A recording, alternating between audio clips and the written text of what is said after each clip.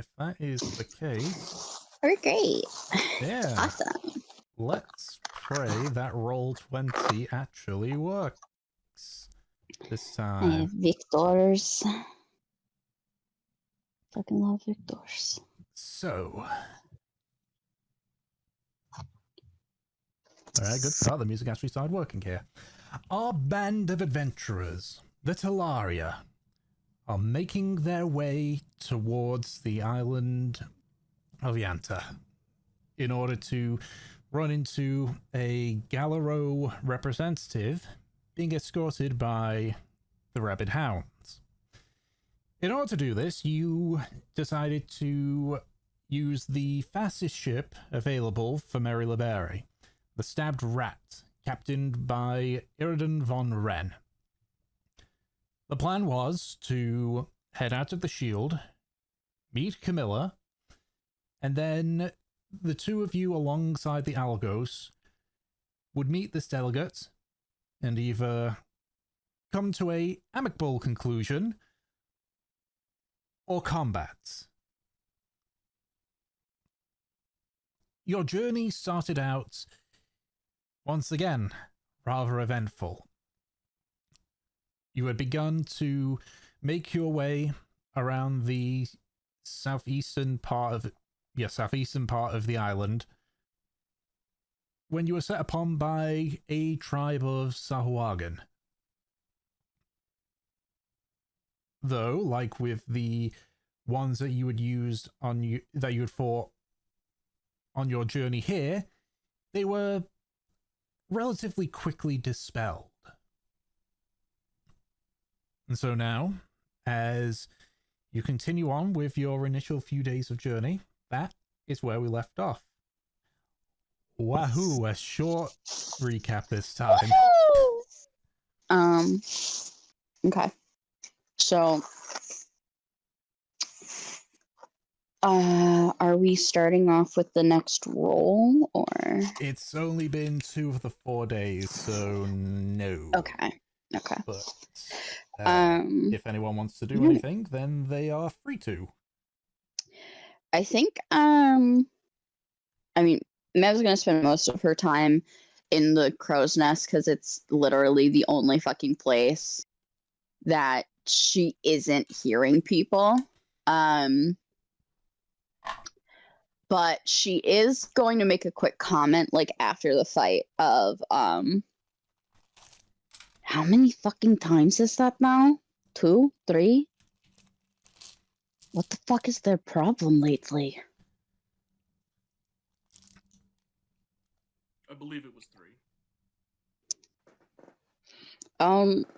It was 2. Do Sahagin normally attack people this much? Like, I know that they're hostile, but to go for 2 different ships in such a short period of time. They can be. Based on your memory, there's several Sahuagin tribes. So the ones that attacked you just now might not necessarily be part of the ones that attacked you as you were making your way in, especially since the first ones came from the north side of the island and you're on the southeastern side. Okay. They tend to be it tends to be peaks and troughs with them. Okay. Sometimes they attack ships as and when, except for like the truly massive ones, like they would never attack the Maelstrom, for example. Okay, yeah. But ship size does also factor in. Yeah, and this is a fairly small ship. Yeah, I think Mev's just gonna like jot that away for now. It's just could be a coincidence, could be something else. So I'm just gonna keep that in mind. Mm-hmm. Yeah, Mev will basically hop back up on the crow's nest, and if no one bothers her, that's where she stays. Alrighty. What about everyone else?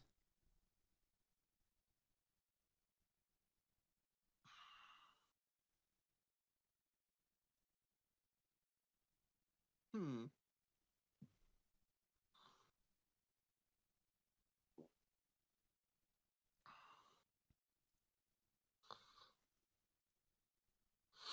Nothing from anyone? Kindling and annotyping. Ah. Oh, they all just popped up for me there.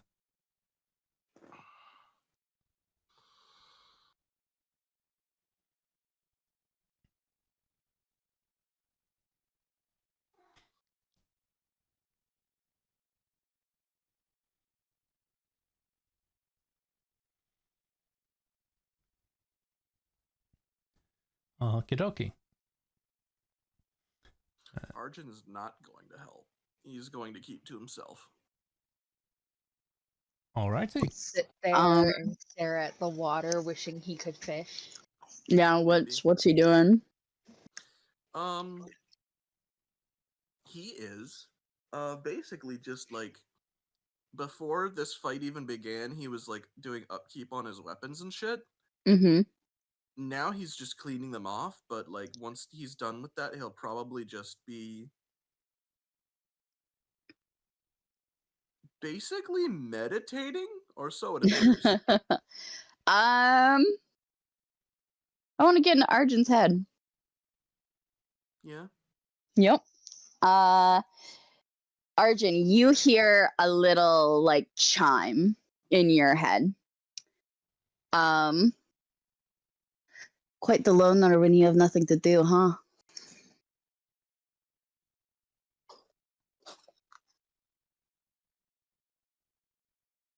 If you want to talk to me, come down and talk to me yourself. If you look up, Mev is like looking at you from the crow's nest right now. He looks up. Don't like me in here?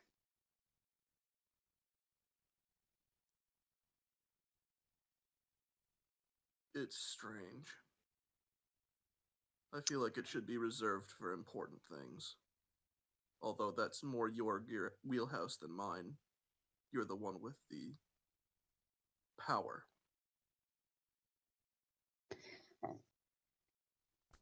It's called telepathy.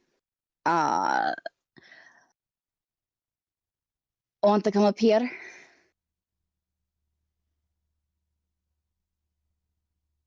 He'll climb up. All right. Yeah. You hear that little chime again? Feels like Mev has exited as you get closer.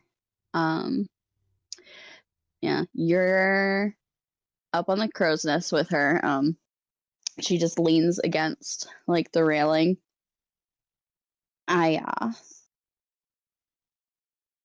I don't really want to be down there. Why? People are loud. People who aren't like me have trouble keeping their thoughts to themselves. She taps her forehead.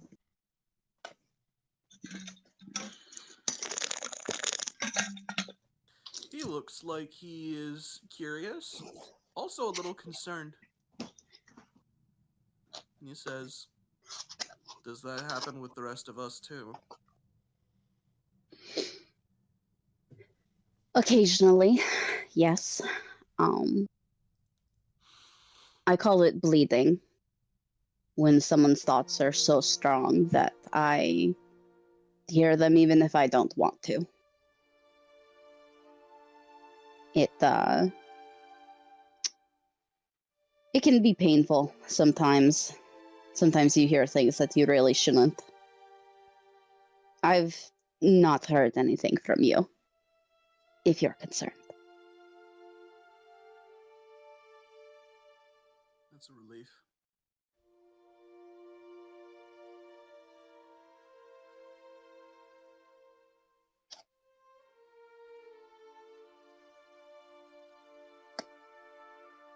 So, I'm just staying up here. It's just far enough that I don't have to listen to people.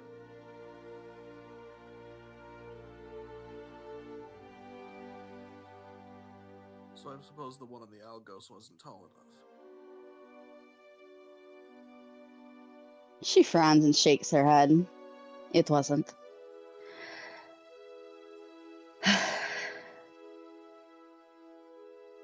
And unfortunately, it's much more standard to have a crow's nest akin to that one.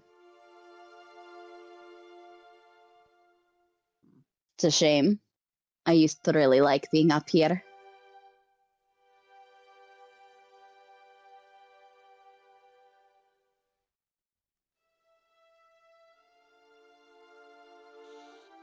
He looks over the edge a little bit next to her.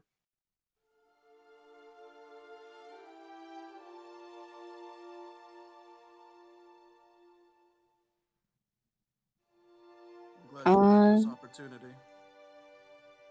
Yeah, she is just kind of watching him.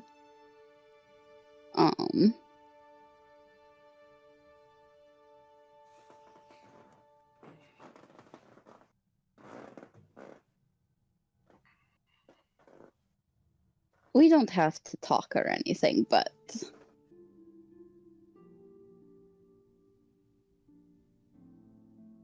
I don't know. You seem like a person that likes being by yourself, relatively unintrusive. Figured we could look like not such loners together.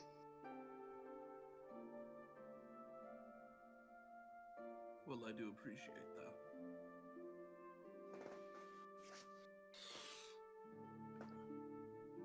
It's been a long time. Even on the Algos with Bali and the crew. They knew me, they liked me. I'd venture to call us friends, but close wasn't exactly in my book. Still isn't.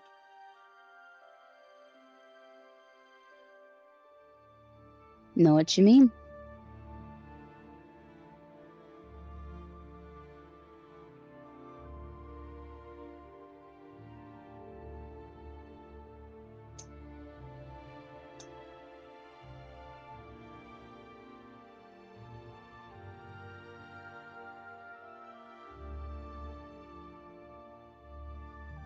My own personal goals were helped along by coming with you.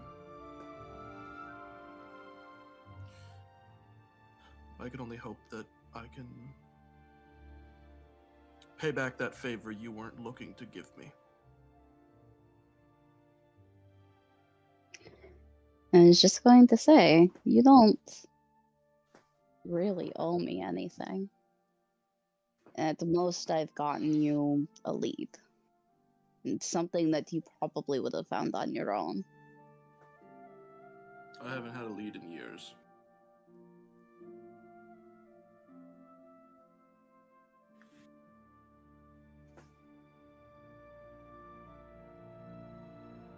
Must have taken you a very long time to even get here then.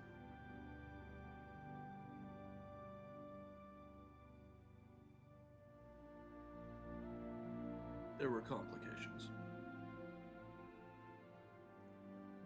She nods. Seems like it's up to you to elaborate if you want. But she's not going to press that.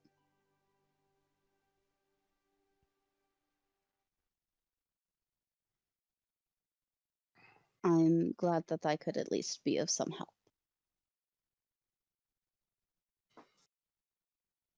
Thank you.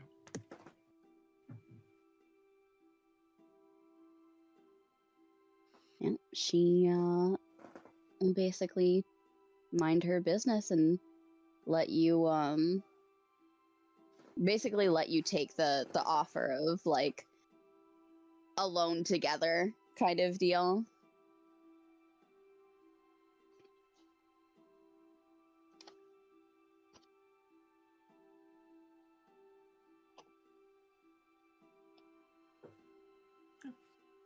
All right.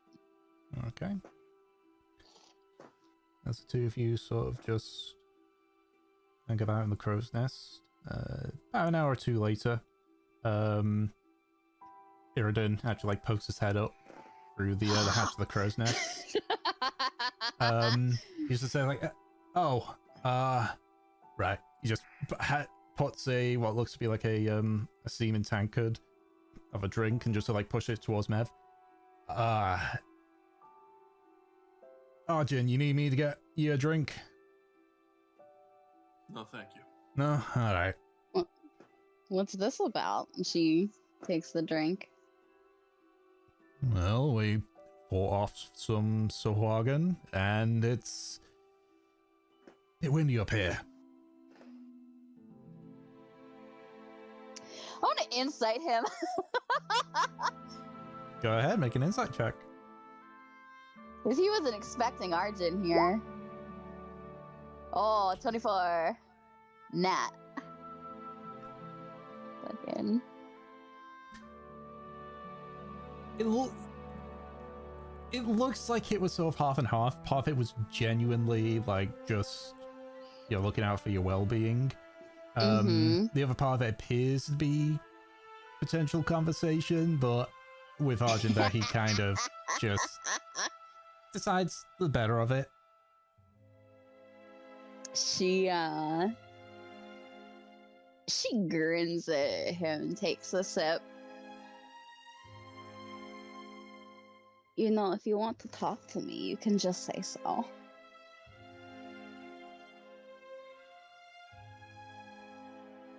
Well,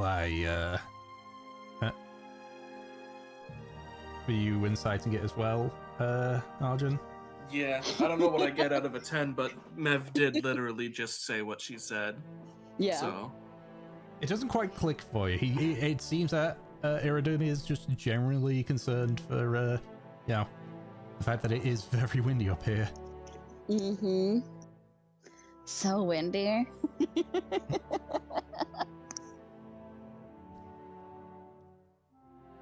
While there's conversation that needs to be had, probably best not the time for it. But probably before we run into Camilla. Speaking of, he sort of like rummages in one of his side pouches and pulls out a little tube, and as he just sort of straightens out, you can see it's a spyglass and just hands it over to you. She takes it. So I'm better at my job. See, it's a big open area, especially when we leave the shield. I've got it. Thank you. And, she looks at the sky. How late is it? It's come up to about mid-afternoon. Alright.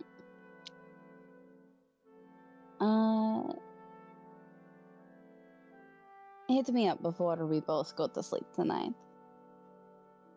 If that conversation is important. I'm sure I can push a few meetings aside for it.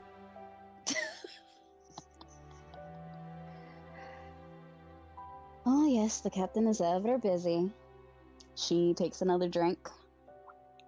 For now, though, he has a job to do. You're right. I better get down sharpish, shouldn't I? That's right. You see yourself smirk before you just watch as he pushes off from the rigging and falls backwards. Holy shit!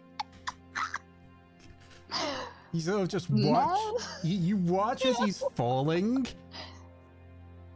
Make another insight check. Holy fucking shit. 19. You can tell by his smile there is no fear as he's plummeting down towards the deck. Oh my god. Yeah, Mev is like looking over the fucking edge of the crow's nest. She's...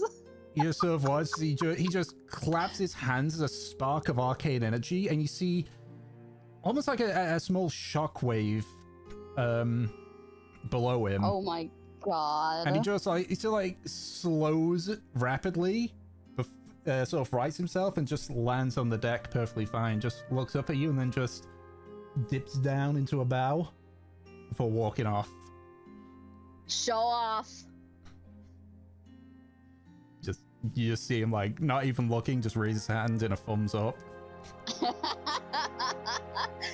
Fucking Mev. Mev takes another drink. She turns back to Arjun. Ridiculous. Imagine if he like jumped off, did the like shockwave thing, and when he like reached the bottom and then made the shockwave to slow himself down, there was just like one guy there that like Jim gets fucking thrown off of his feet. Oh And my he's like, god. what? Why? Oh, it's only 3 days for retirement. Mans was just swabbing the deck. His bucket fucking falls over, spills everywhere. So funny. Something that probably has happened before. Okay. So, there's nothing else, then... What does Arjun think of this? After what the fuck just happened? Arjun is deadpan.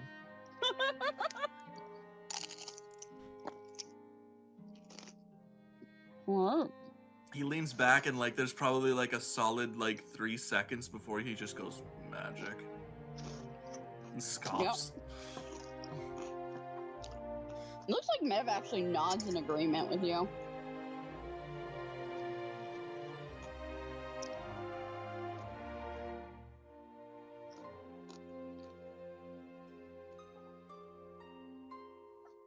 Fucking Jesus Christ, Von Ren. Alrighty. So if that's the case, then yeah, the rest of the day continues on, relatively uneventful. The cloud cover doesn't let up, but it doesn't look like it's worsening at the very least. Mm-hmm.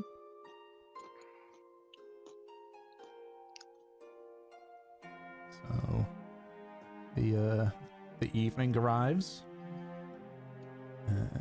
and as discussed, Von Ren seeks you out, Mev. Alright. Just sort of like he just sort of walks in, just holding a drink of his own that he's just having. Mm-hmm. Evening.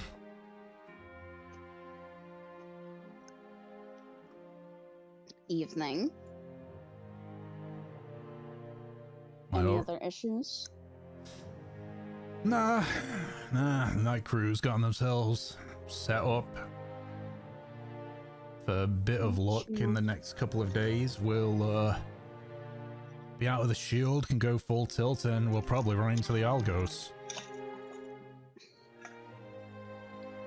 If we're lucky. Unfortunately, it seems like bad luck's kind of followed us everywhere on this trip. I'm sick of it. I can imagine. So, like, just Savine just sits down by a chair and just places his drink there on the table, leans back a bit. Mev is standing, arms crossed. She just smiles at him.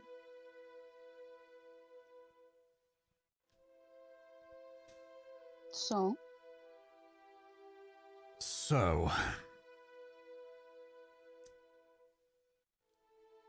I have 2 conversations planned here. One is short, simple, and far more pleasant. The other one is long, awkward, and requires some real big choices, potentially.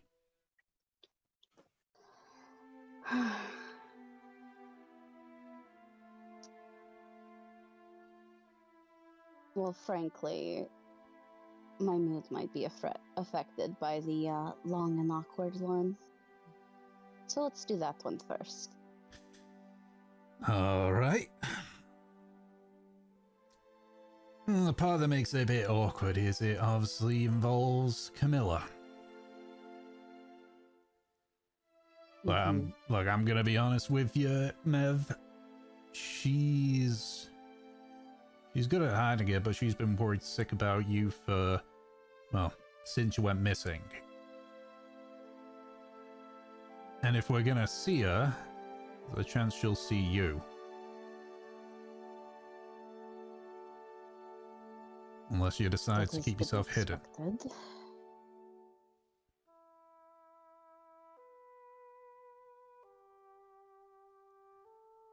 Unless, of course, that is, you want to just stay hidden and not be found. Her brow furrows. Do you think it would affect my mother's judgment?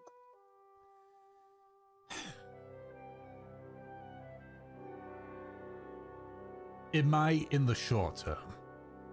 We're talking as of the day.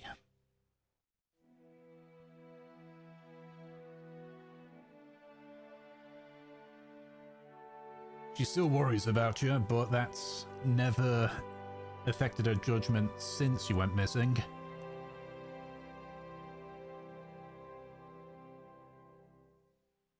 But at the same time, I don't know her as well as you do.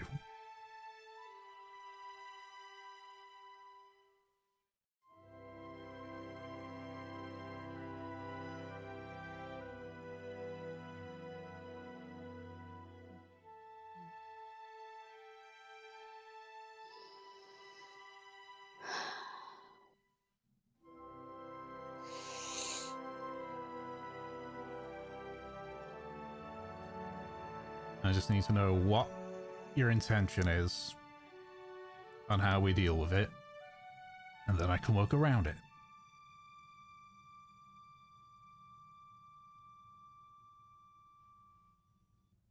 Of course, I don't need an answer for you immediately. I've been figuring out what her route might be, and we'll probably have a few days.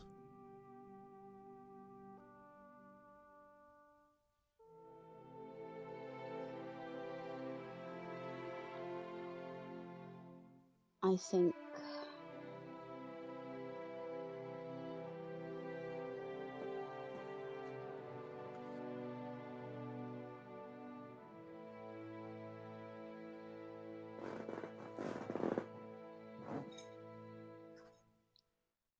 if you think it will affect her in the short term, it's best to rip the band-aid off. It's not exactly like I can hide in here for days, possible weeks, while this is dealt with. I've tried to be involved every step of the way, and I intend to continue that.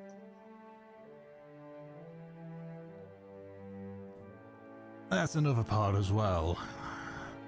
Dealing with this guy.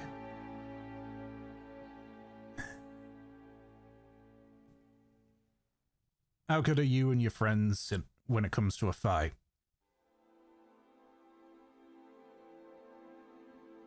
I'd say we're some of the best. Look, you and I both know Camilla is one hell of a fighter as well, but I don't want to take any chances when it comes to that guy and whatever he's got. So, I'm thinking the four of you take part in the negotiations yourself. Alongside Camilla and me.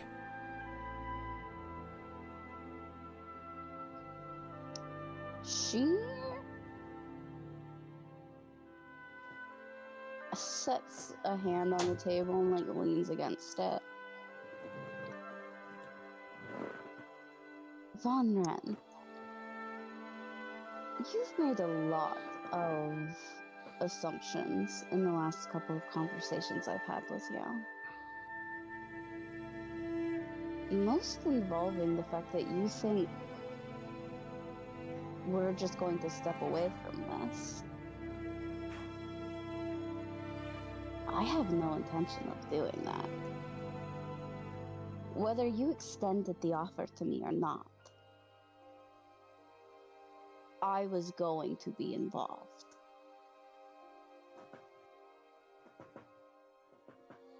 This is our people at risk. Our home. Doesn't matter what kind of social standing we have, how frankly fucking qualified we are. We need all fucking hands.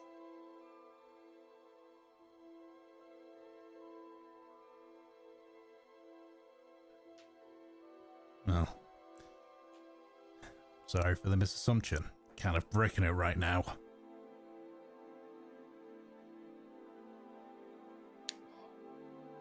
I'm just saying, if you think there is ever a time where I'm going to be left out of the room, you are sorely mistaken.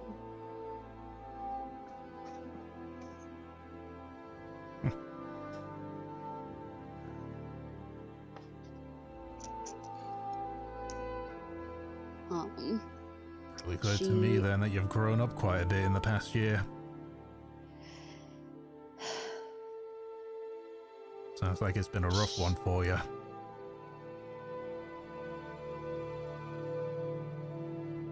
She stands straight, like pushes herself off the table.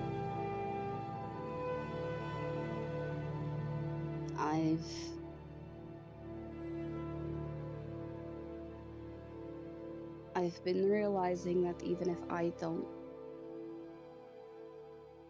want to be responsible, even if I'm scared of it, people need me. That's the fact of my reality. I've got the fucking job to do. Doesn't really matter how I feel.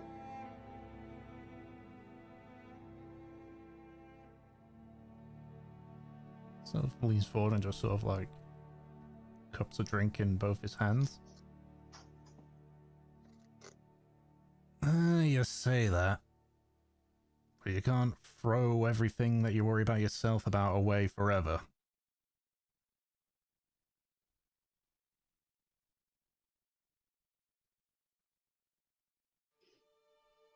Can't live in fear forever either.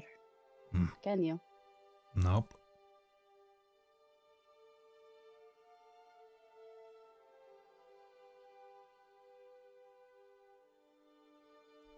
So like taking up a swig of his drink. I'm going to see Mom. I'm going to deal with the confrontation. I'm going to make sure that this Jirahanian fuckwad doesn't take one step on Mullah. That's the spirit. He just sort of like stands up to this. But remember that on all those parts, don't need to do it by yourself.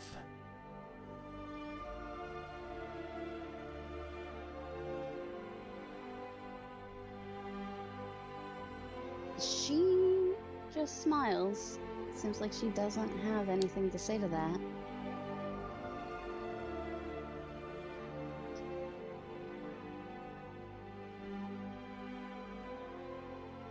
I know you don't want, I know that you'd rather me not barge in, but I'll at least make sure Camilla doesn't do anything too rash. You're part of my crew. There's responsibility for a captain is the safety of their crew.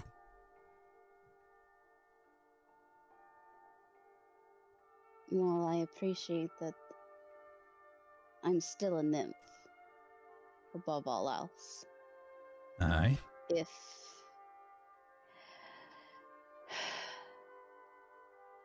If I'm to be punished,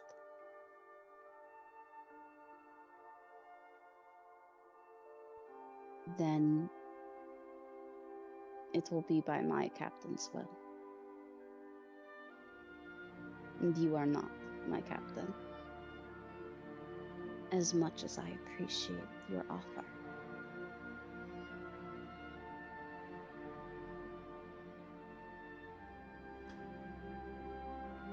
Can I at the very least make sure that she holds off until after this little life or death negotiation ends?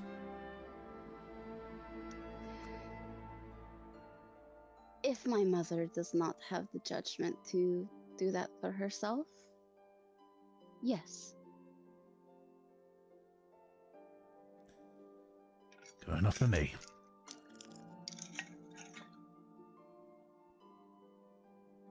So, like, finish his last fish drink.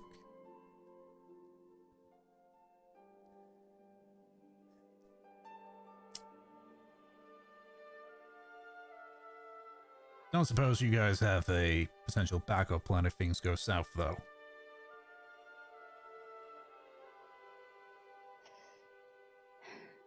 If things go south, we head home and fucking prepare.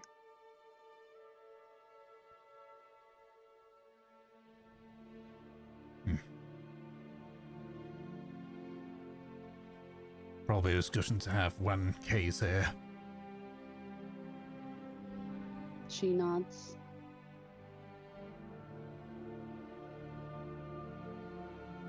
Well,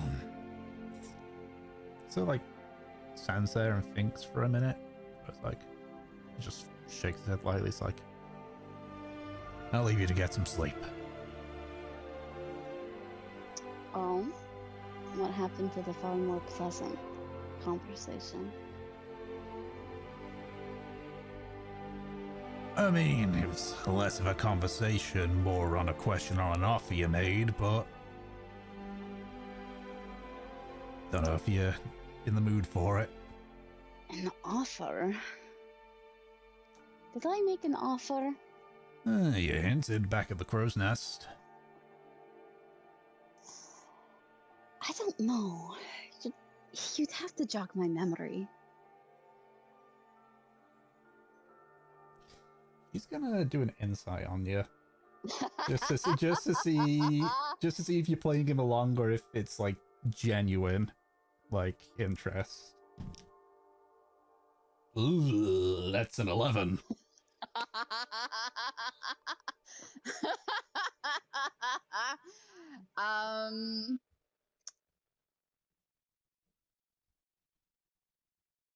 Mev is. It's obvious Mev is down to fuck. She's just yanking his chain right now.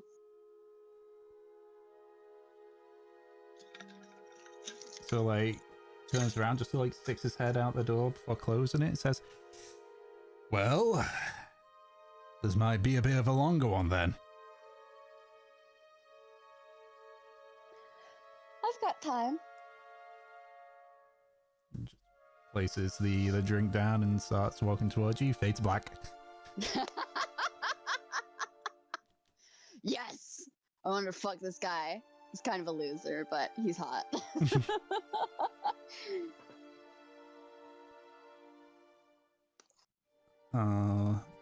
Alrighty. So, barring that little bit, the final of the fourth day is uneventful. Winds picked up a bit more, but doesn't look like there's a potential change in weather, at least as far as you can see. So that means you guys 1, 2, 3, 4. You'd be about here now. So, who's next on the rolls?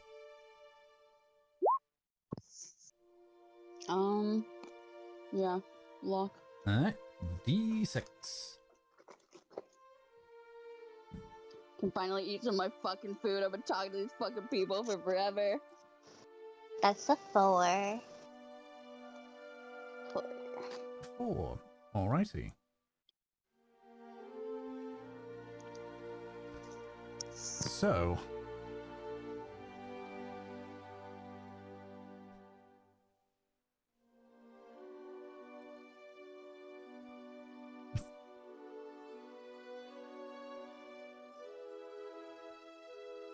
give me half luck or give me death, apparently.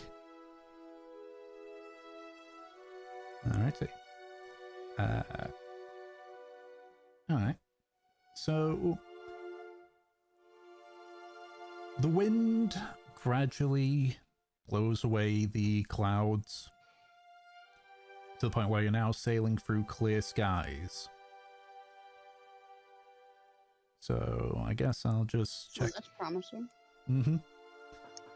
So I'll just check initially. I know because you're EMP, you don't need to say anything unless you actually do want to, but is anyone wanting to do anything?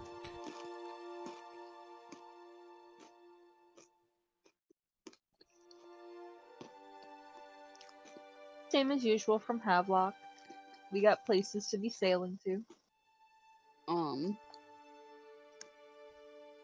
I do think at some point Mev is going to tell Havelock that she fucked Von Ren.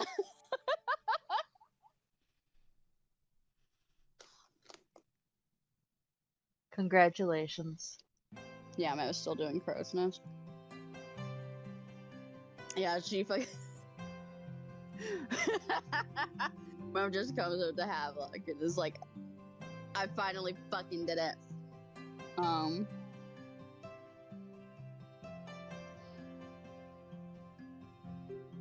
What do you mean? Is kindling gonna bother Mev in the Crow's Nest? Oh boy. Alright. Yep. Might be the shortest round of PvP ever if it goes that route. Time for a murder mystery.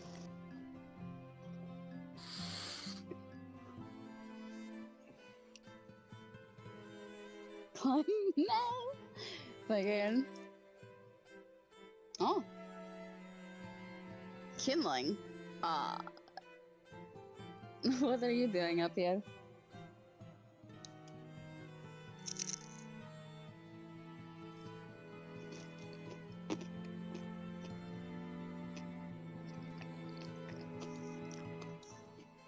It's a law that everyone gets to fuck Mev but Kindling.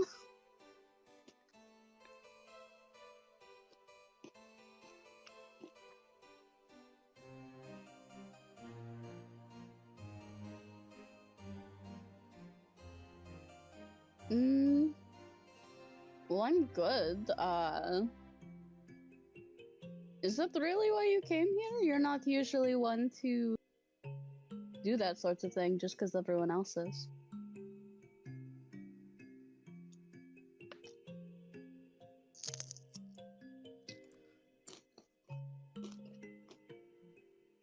Oh.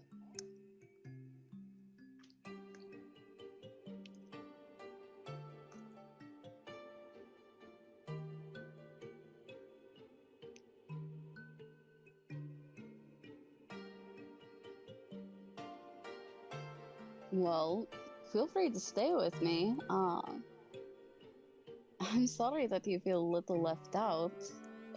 Left out of what?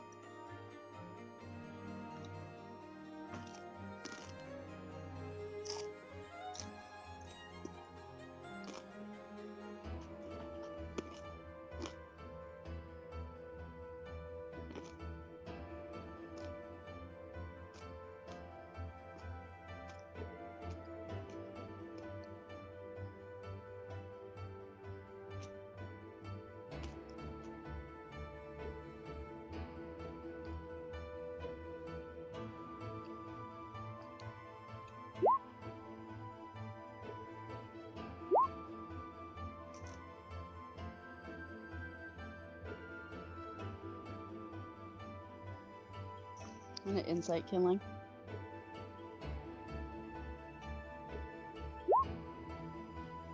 Six, great. Just if there is more to that statement, or if he's lying, or if he's not lying.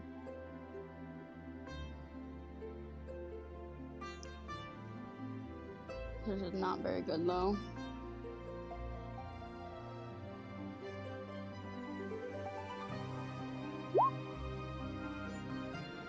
Okay. Yeah, Mev nods. Well,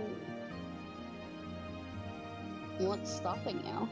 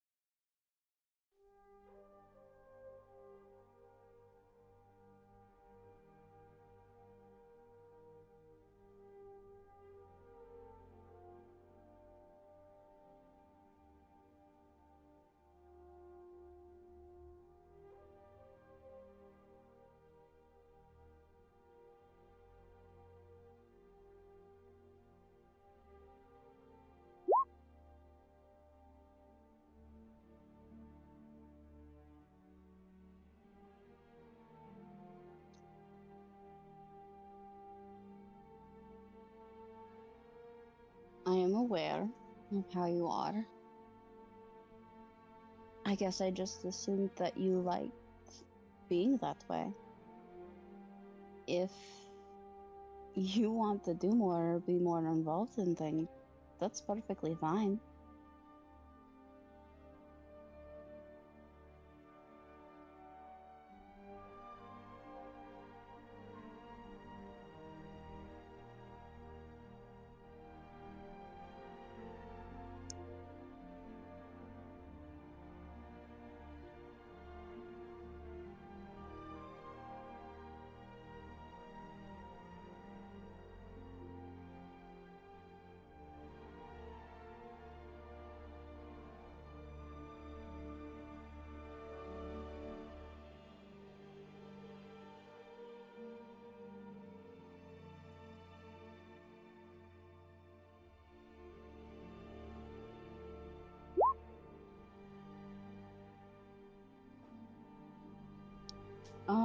Is Killing wearing his bell?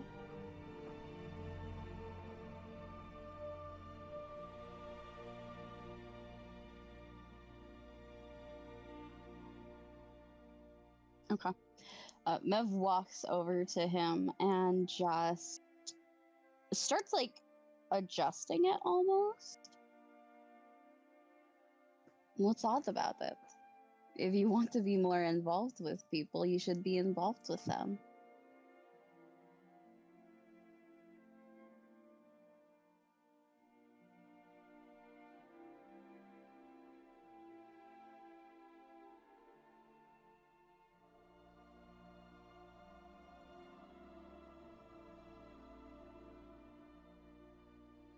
You won't ever know them if you don't take the initiative to talk to them.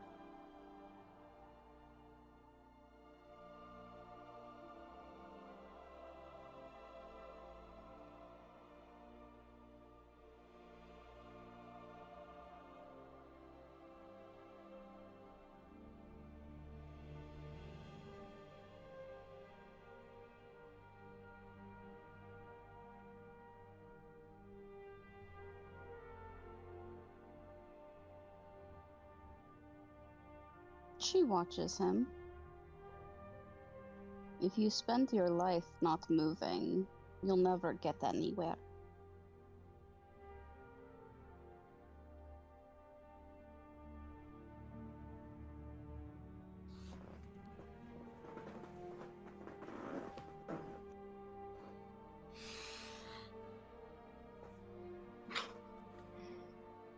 She looks out. Is it particularly cloudy today? Nope, it's fairly clear. It looks like a lot of them aren't out today. She gestures, like, just in the distance a little bit. I can see a couple there. They don't look particularly angry. Not like they have been the last couple of days.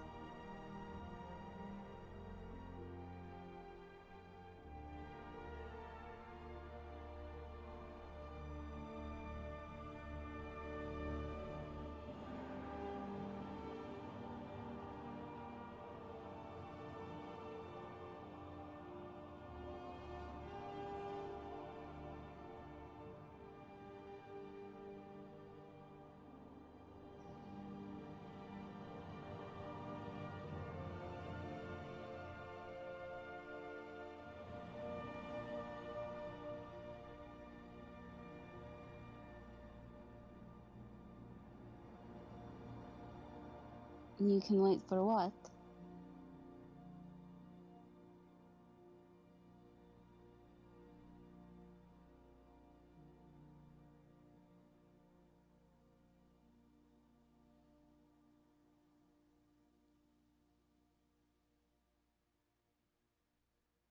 Oh, she looks a little confused.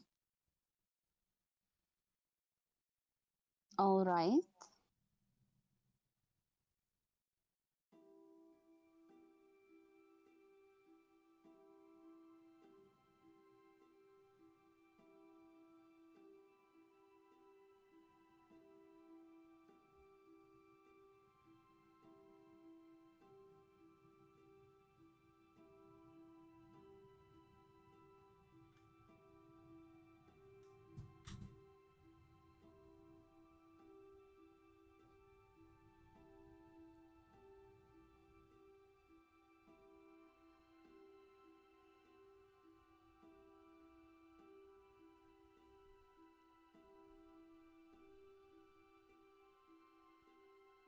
The fuck are you talking about, bro?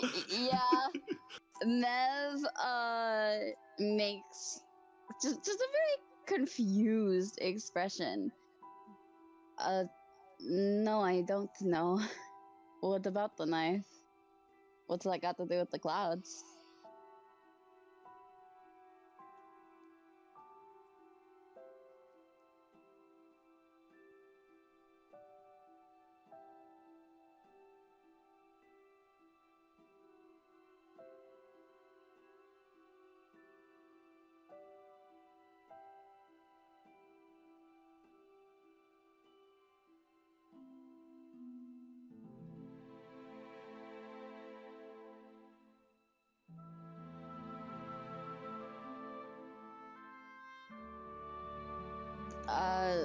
I know you need an elemental, a particularly strong one, yeah.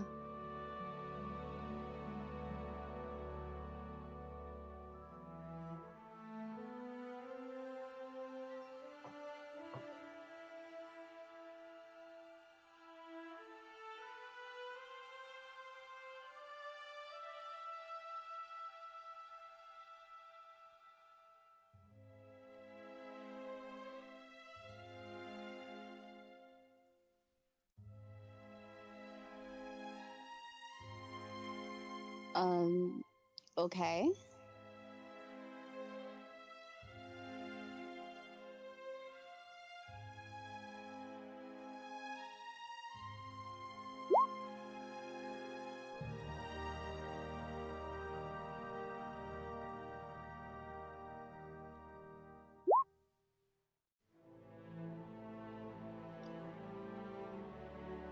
Most of the time, yes. She looks like below to the ship and everything. She looks at you.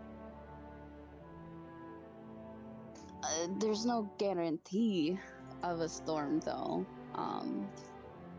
And I mean, fighting something like that now wouldn't be very realistic. One's not going to just show up.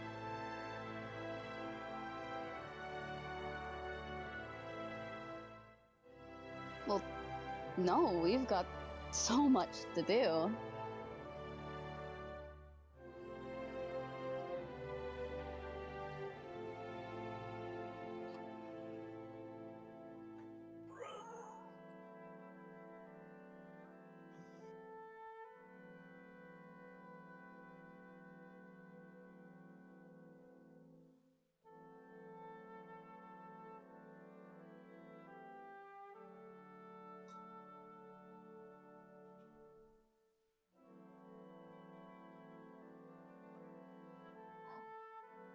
I mean, we can always hunt for one at a little bit of a later time. And she puts a hand on his shoulder. You know that I would go searching for one for you. Just, I mean, right now, we're trying to help my people. Fighting an elemental isn't a very good idea.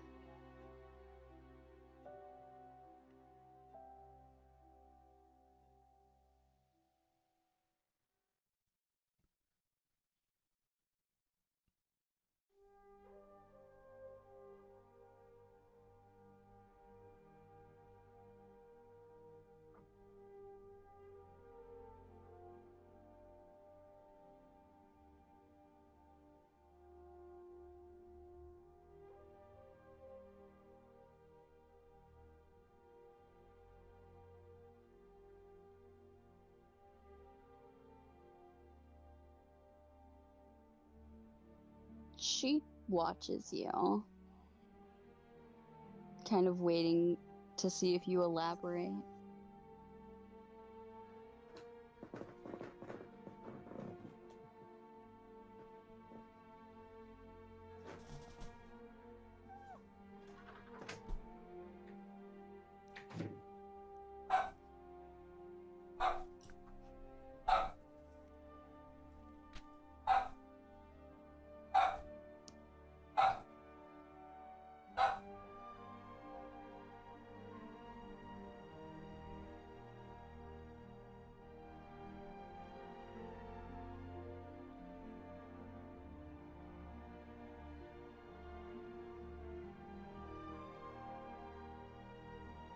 Mm, prepared for what?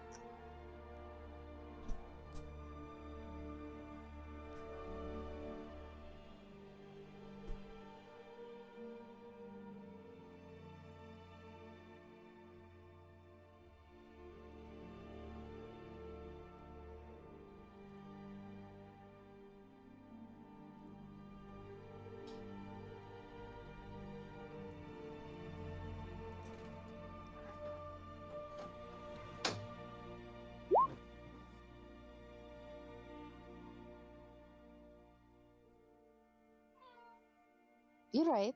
I did say that, but we have time.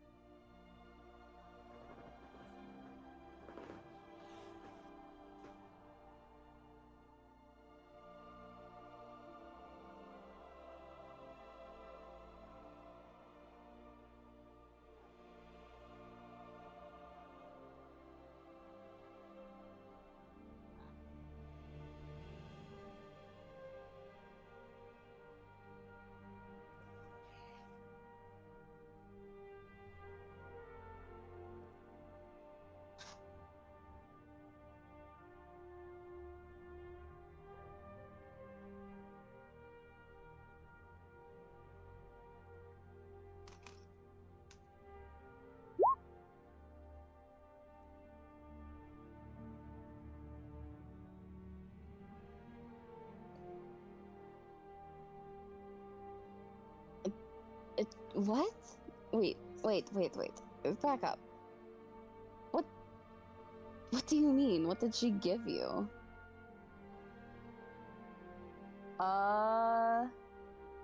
Yeah. Oh, Ooh. okay. Oh no.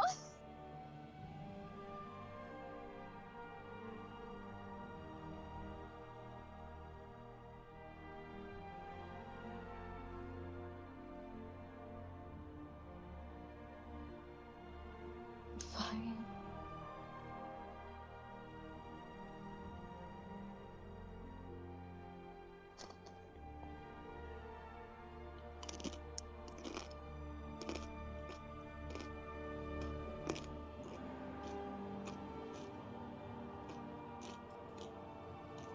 Crunch. Yeah, sure.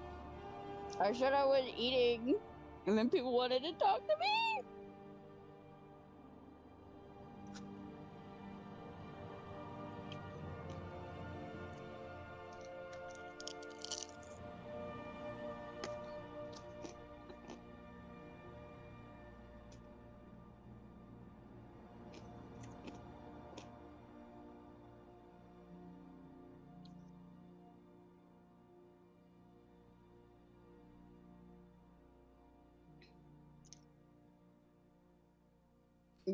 Wait, Kinling, you got an effigy from her. Let me see it.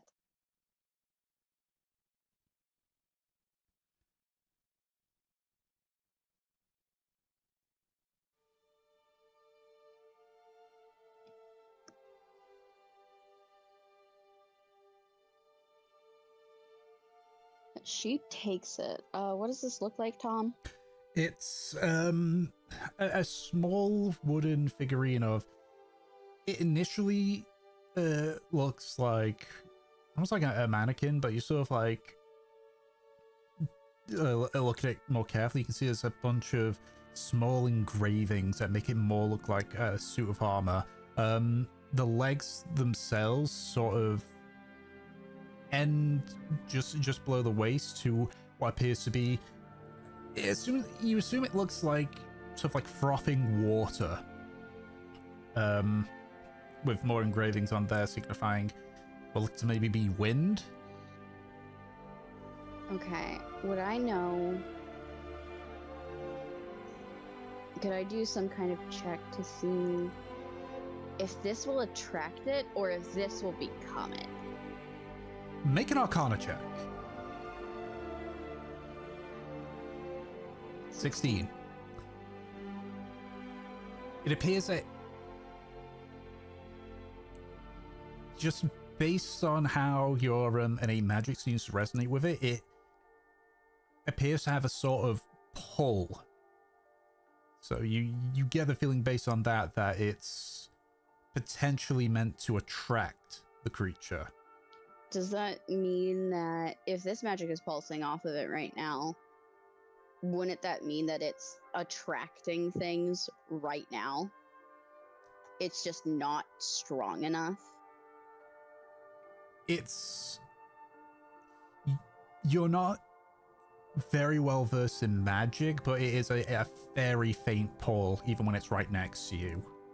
Yeah, okay. Yeah, Mev is like holding onto this thing and she feels the pull of it. She looks at Kaneling. What was your plan?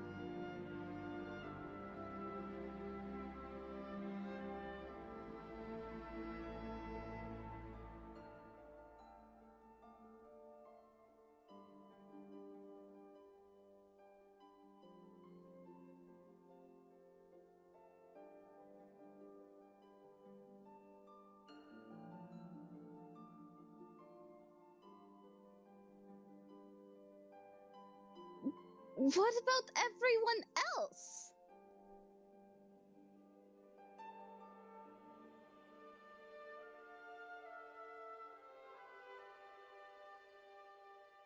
You weren't going to do that before. What would have happened if it's been raining the last couple of days? If it had gotten any worse, what would have happened to everyone?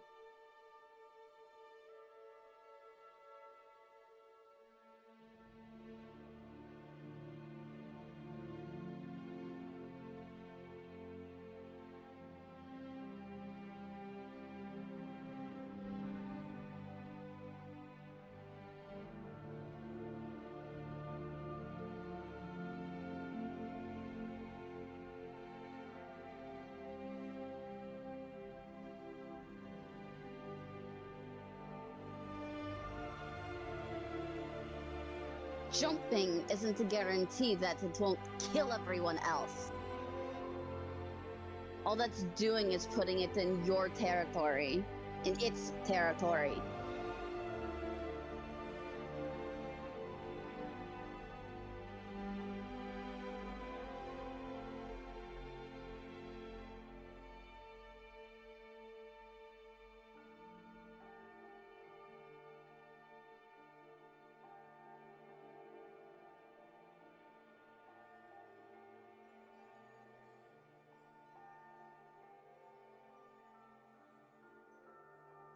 Mev fucking flings it into the water.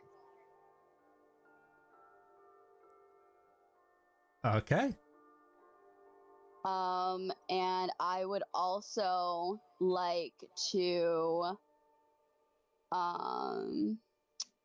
fucking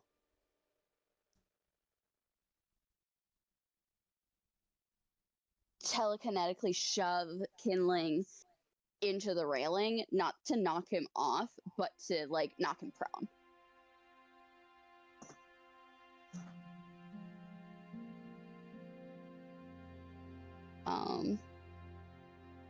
So I need Kinling to make a strength saving throw.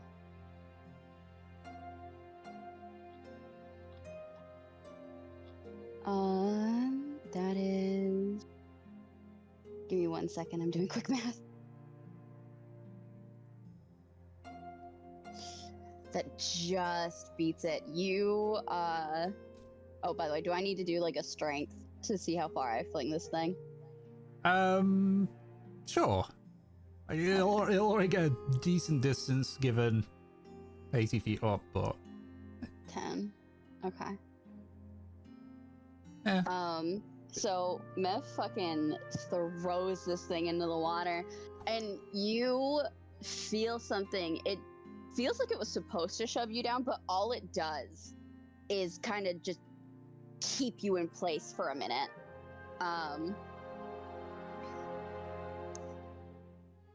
And Mev goes, "You're not fucking jumping off."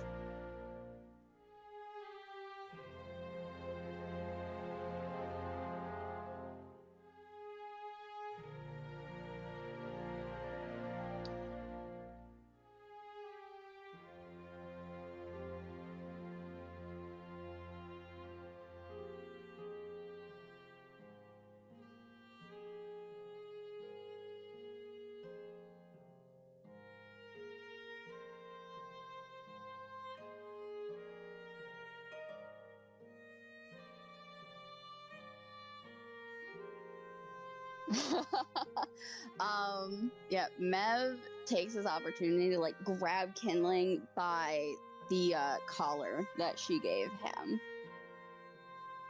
Are you a fucking idiot? Are you that desperate to open this book? There are plenty of other opportunities, and you would kill yourself and other people for it.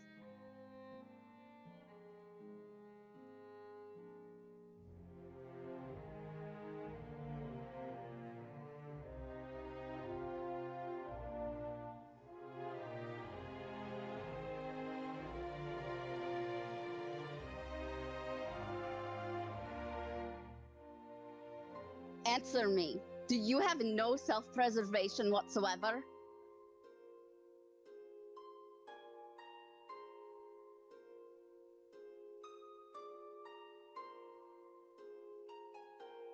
Fucking, she's still holding on to him. She yanks him close.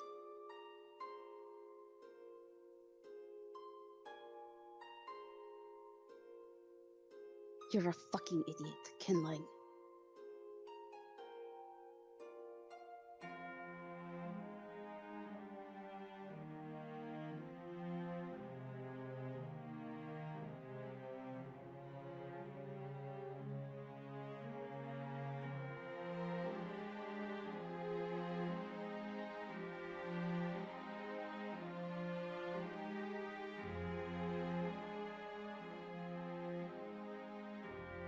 You're not fair game.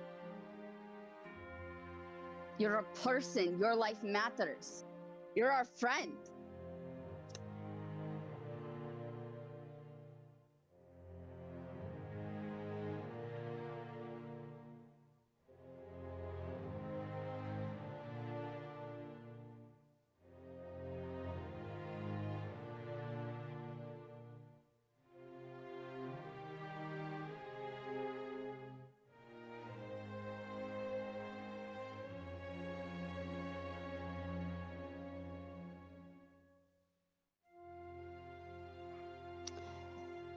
Yep. Oh, Bev. I think she's too mad right now.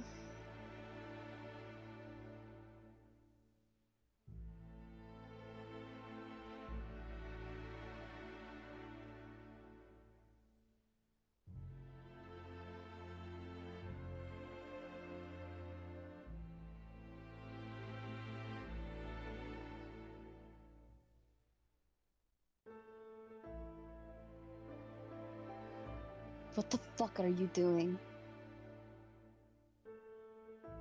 Are you even listening to me?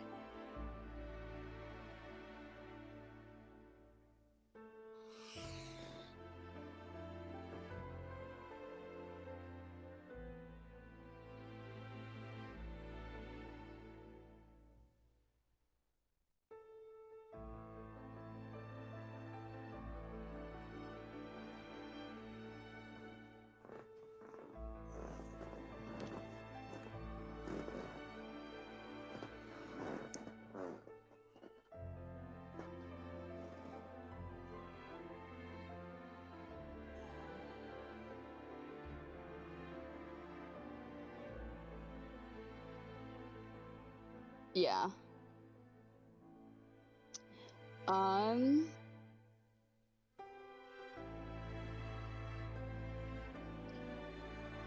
I'll ask you. Still going to fucking jump?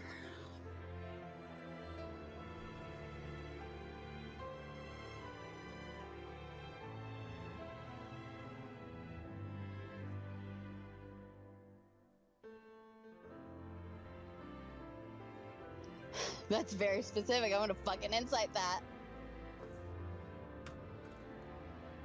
15.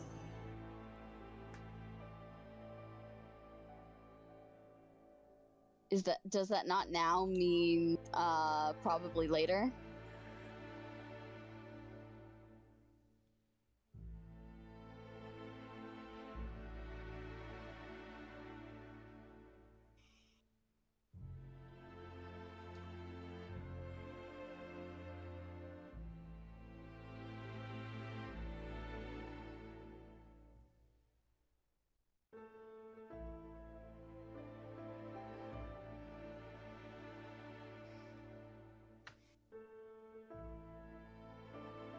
All right. Mev still holding on to you by the collar. She's gonna actually fucking climb down with you right now, if you let her. All right. She takes him down. She pulls you again, like by your collar, by your fucking neck, to Von Ren. I need him fucking brigged. Right. Now.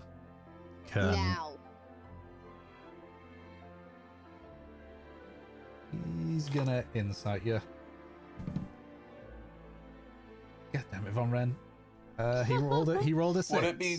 Would it be fair to say that Arjun is in earshot or eyeshot of this? Yes, yeah. Mev's not being subtle about it.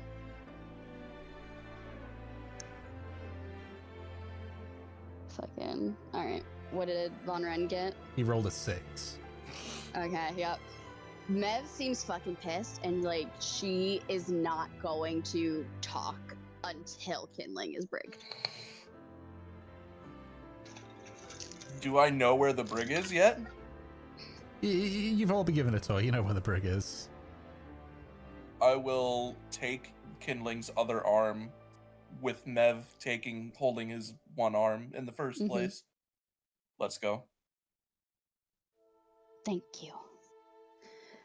Yep, and if Kindling just lets this happen, he's gonna get thrown in the brig. All right. Yep, she's gonna throw him in there, lock him up. All right.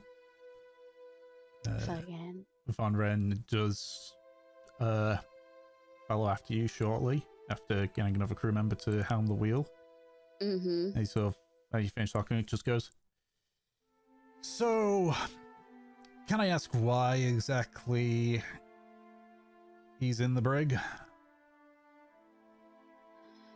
He wants to jump off the ship.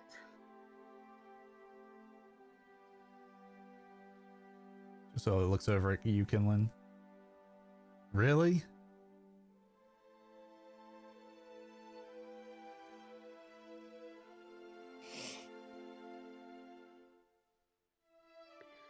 I don't trust him to be on the deck right now.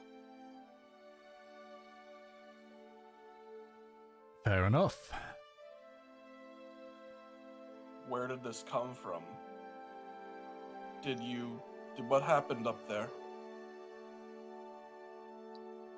Well, I'm not sure if you noticed the little trinket that went flying. She glares at Kindling. He got this fucking effigy from the Hag's Boon and Curse. It was supposed to summon some sort of elemental. He told me about that.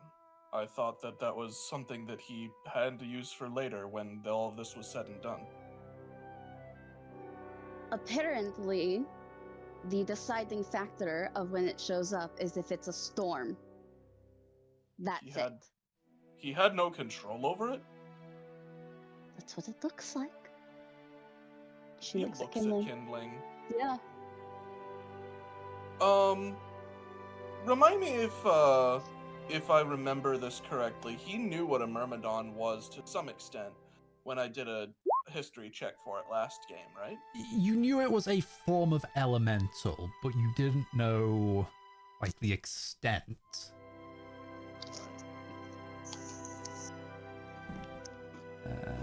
You endangered this expedition. For what? Why does he need what? Why? His book.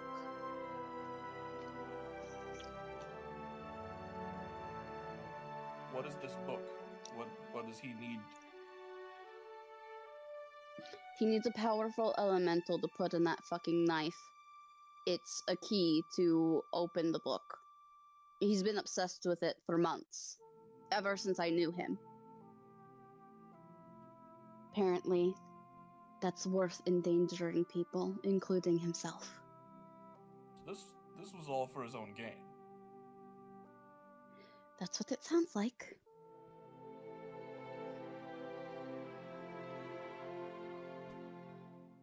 Why don't we let him jump off the ship?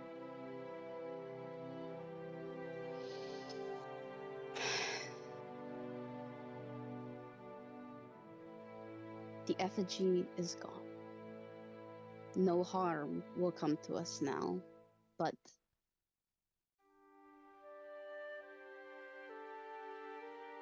Kindling is still my friend. If we are to dismiss him at any point, I would not have it be in the middle of the ocean.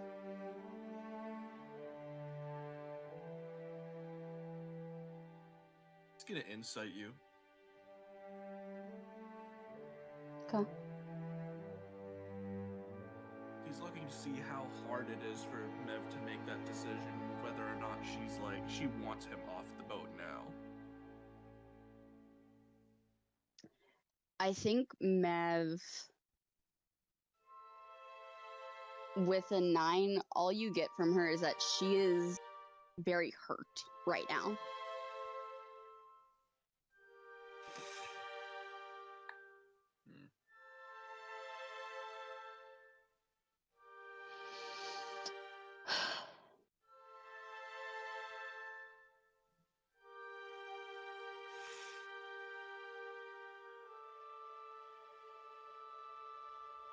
I see.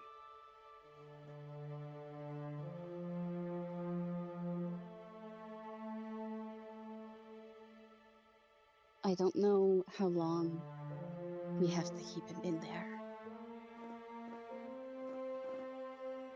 I don't know if this silly idea of his will go away the further we get from the effigy. We'll see. He looks at Kindling, and he actually asks probably what would be a pretty strange question. Kindling, why at this point do you want to jump off the ship?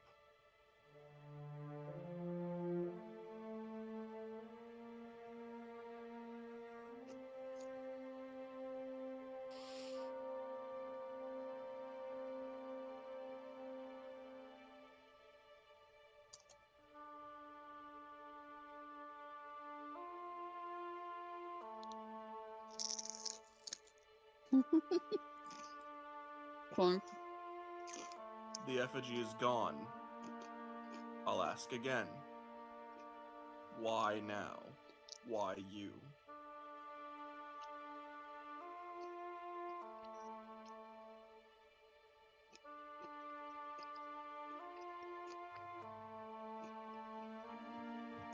He looks confused, like he doesn't understand like why Kindling.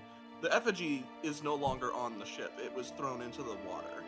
So for a Kindling to jump off the ship now, there's no point.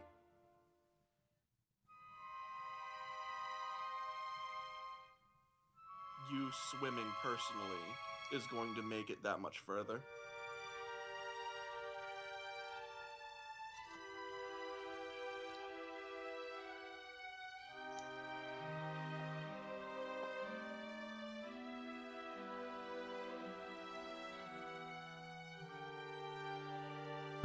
there's an easier way to resolve this. Just sort of like, Von Ren just like walks a little bit away, calls a crew member, just whispers something to him, and just crew member runs off, just walks back. I'm opening all the sails early.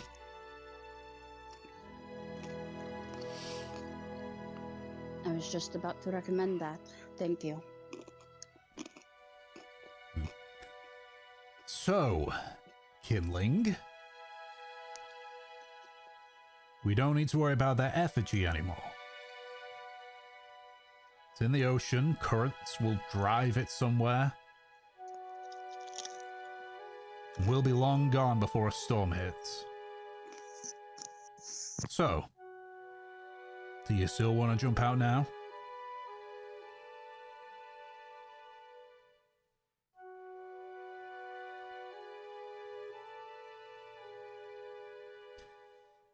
Getting the feeling that's because of embarrassment more so now.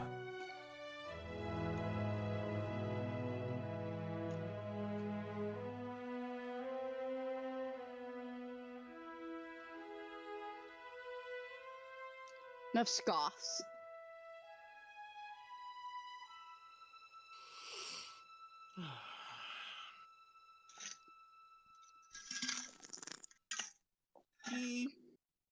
Arjun looks over at Mev, then back at Kindling in the brig, and then just says, "If he wants to be useless like this, I suppose we should just leave him to it."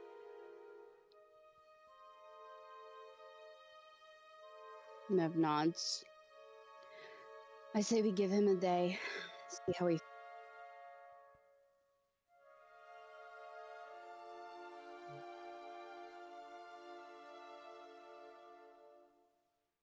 Did you stop there, or did Discord just...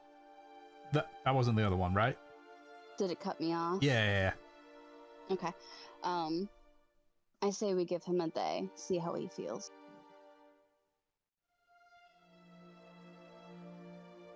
Agreed. Besides, so if I looks over at Kinling, thrown overboard, not really a thing we do.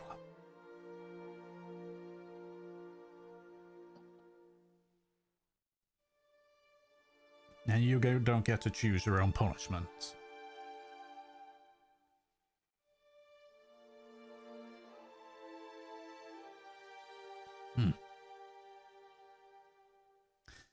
So let's make something clear here, Kinling.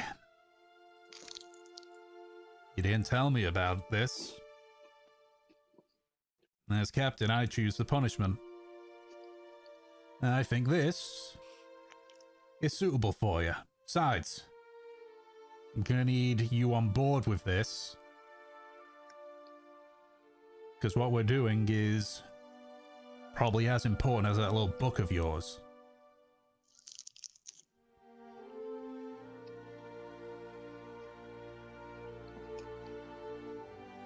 Mev looks at Von Ren.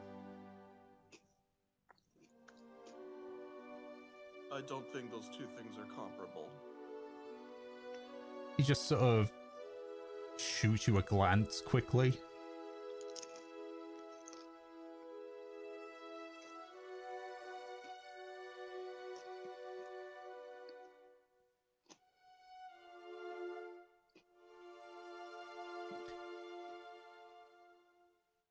Regardless,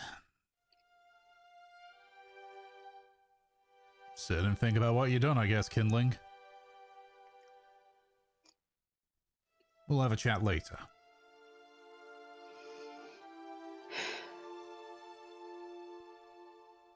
Just sort of... Here, Von Ren just sort of walked off. Yeah, Mev storms away. Yeah. Arjun follows Mev. As the three of you get out of earshot, Von Ren turns around and says, "Yeah, I know they're not the same. But we need him. But we need him. If I have to lie, then I'll do it." Why do we need kindling? How strong of a fighter is he? Quite. There you go.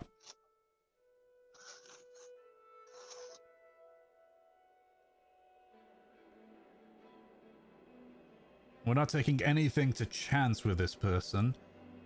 If violence is an option, I need every single card on the table. I honestly agree with Von Ren here. Jurahan has tech that we can't even imagine. I've seen what that shit does to things.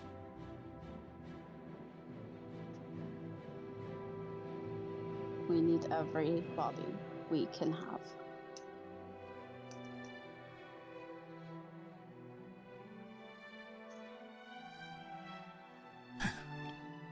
Obviously, once this is all done and we're back in Mary LeBerry, becomes your problem.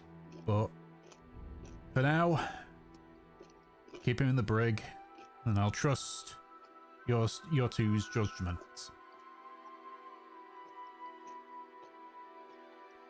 You know him better than I do, so you think he'll be fine to let out? Then I'll trust you on it. We'll see. She's gonna go back to the crow's nest. Alright. Does Arjun continue to follow her? If she doesn't stop him. She stops about halfway there and she looks at you, almost like realizing that you're following her. But she'll continue.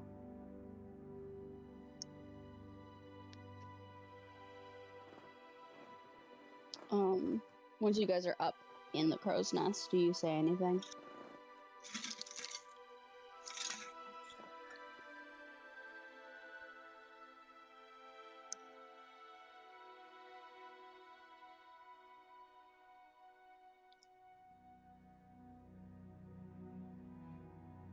How much did you trust him?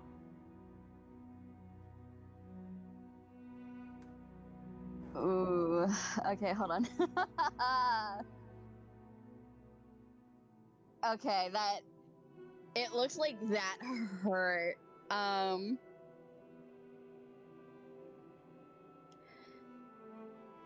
I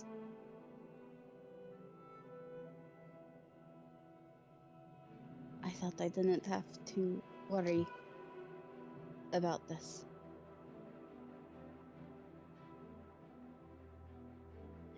You thought he understood. She nods.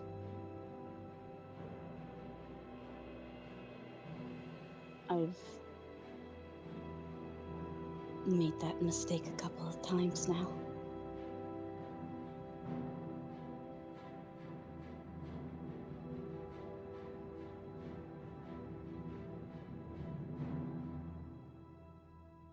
Is it possible that that book has some kind of enchantment over him? Some kind of magical obsession? You thought that too? Yeah,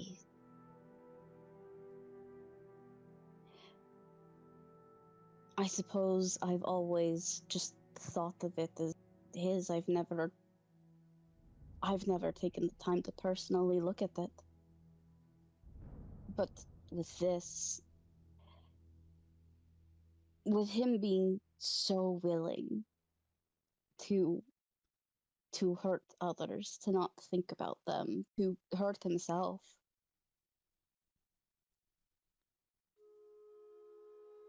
it makes me suspicious of it. Can I be truthful with you? She nods. From the small conversation I had with him about it in the first place, I didn't know what a myrmidon was in terms of exactly what kind of elemental it is, and by the sounds of it, neither did he. If he's not under some kind of unusual sway, this is a case of a extreme negligence. From what it sounds like, he thought it wasn't a problem because it was something that he believed he and others, perhaps just himself, could vanquish easily. And if that's the case, the fact that even if that weren't the case, even if this were as easy as he sounded like he thought it was, it's still a complication that you couldn't afford.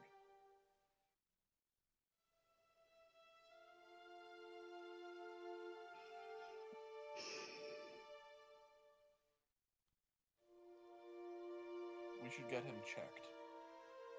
But if it turns out that he wasn't under some spell, do you think this is the last time you're going to have to do something that involves your people and not just yourself?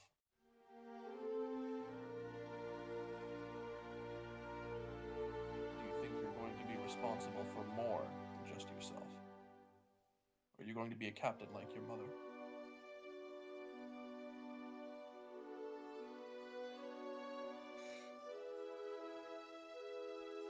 I think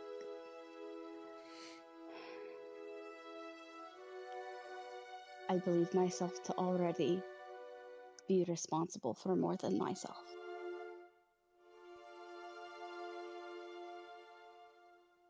You were probably thinking it already, but I would like to further imply that you wouldn't be able to afford a friendship with Kindling then.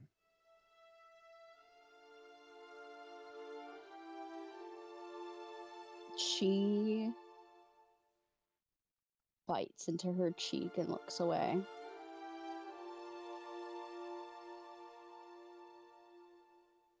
You're right.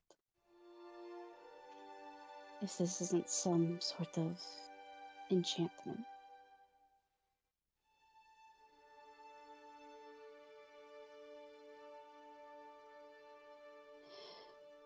We'll have to go our separate ways.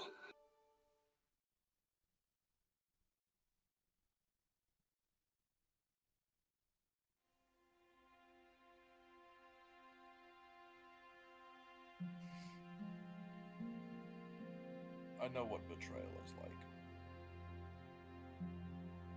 I'm sorry.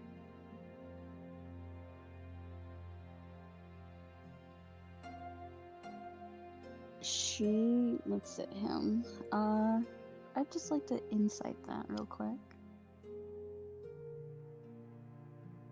7. God, I'm not doing very well. There is a lot there. Whatever it is Yeah. he's thinking about, there is volumes to unpack. I think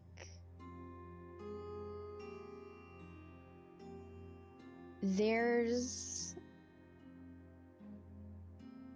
a bit of a similar expression on Mem's face, and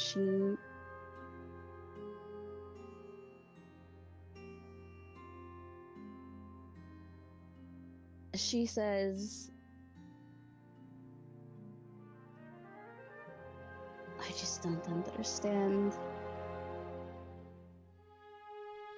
why people are like this.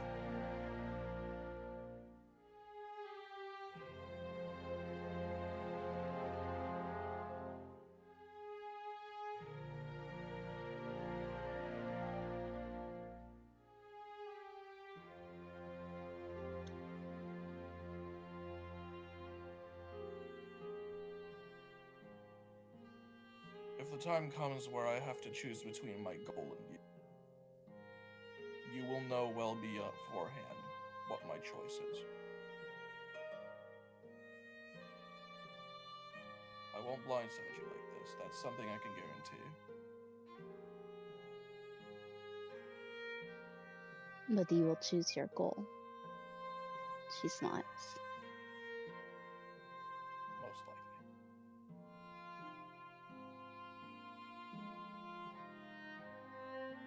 He pauses.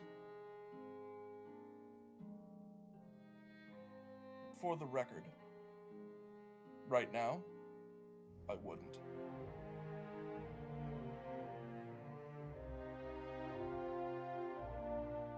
I would. If that had come to pass, what Kinlan wanted to do, I would have killed them.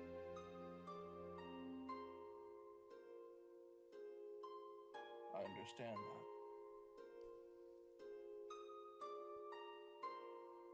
Think you'd be well in your right.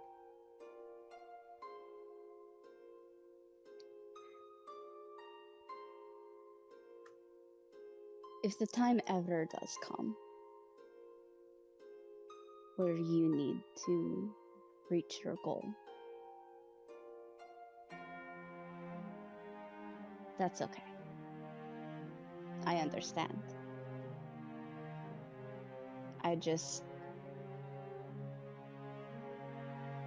That's the thing. I don't want to be blindsided. And I'm glad we have recording. She nods. It seems like Mev, even though it's a conversation about, like, if push comes to shove, it looks like she really appreciates that kind of honesty and consistency.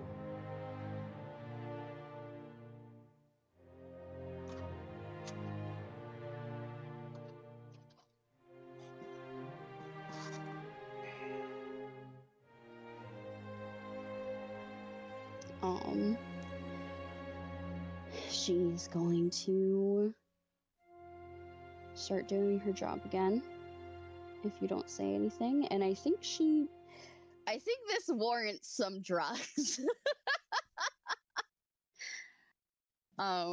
So I think she's gonna light one up. Alrighty. Says nothing. Says nothing. Does he stay there?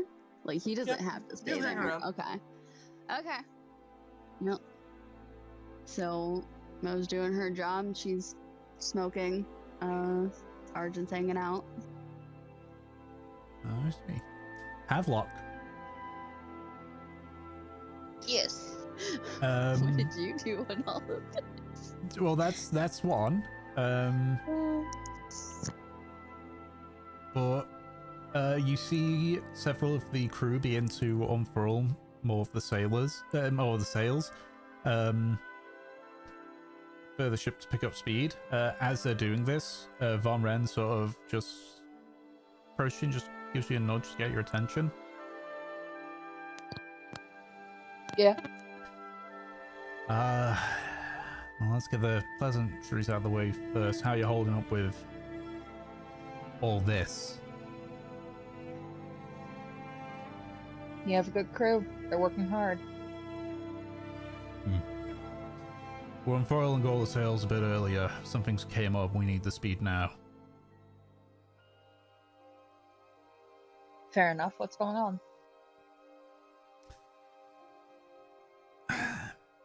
Your friend, Kinling, is currently in the brig.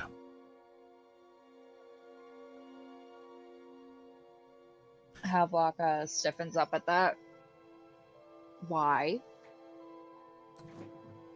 He brought an effigy that could summon an elemental. Didn't tell any of us about it.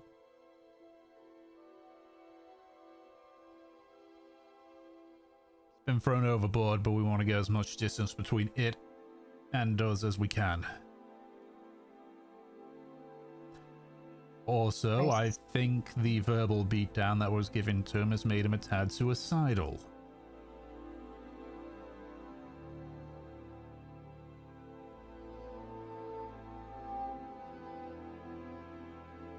See.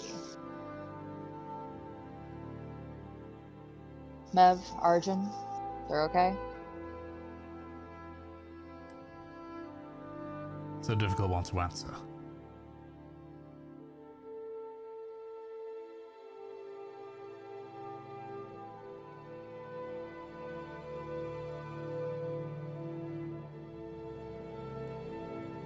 I'll go talk to Kindling. Under no circumstances are you to let him out, understand? Oh, understood.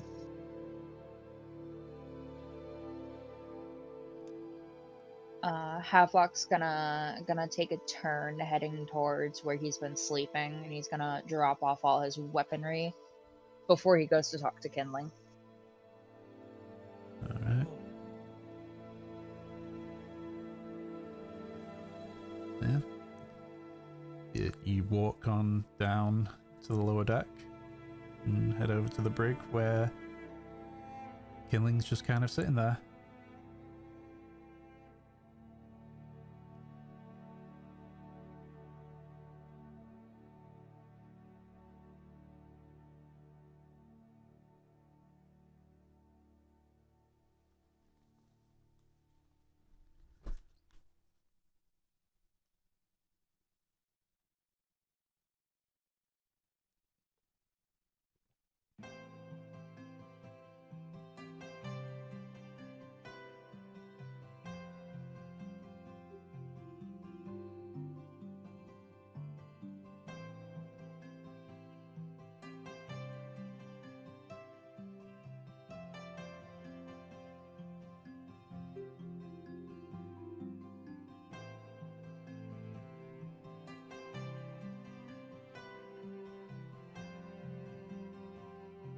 There's like a distinct part of me that wants Kindling to say, well, look what the cat dragged in. Oh my god.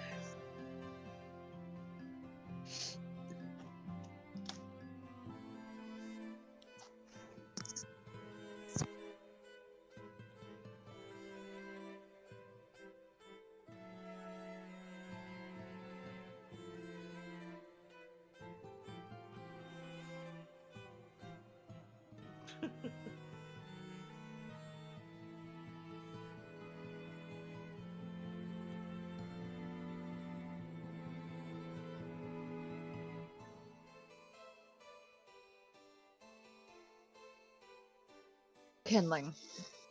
Havelock starts just knocking on the side of the wall. What's your fucking problem?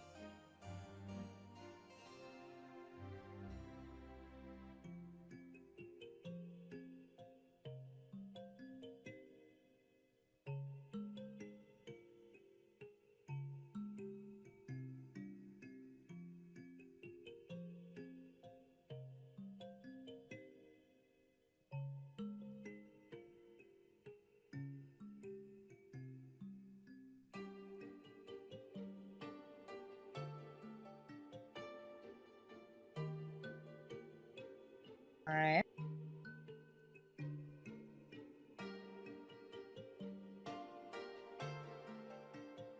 And why were you being like this? Why didn't you come to anyone?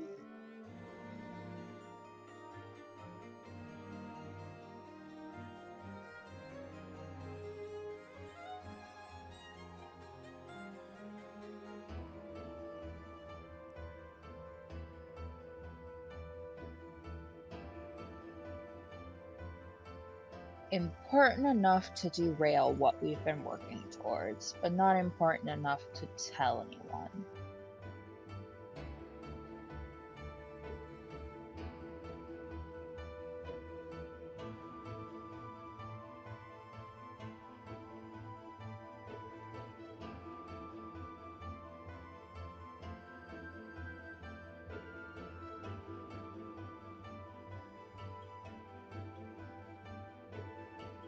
Bringing what, a fucking elemental to us isn't gonna derail something?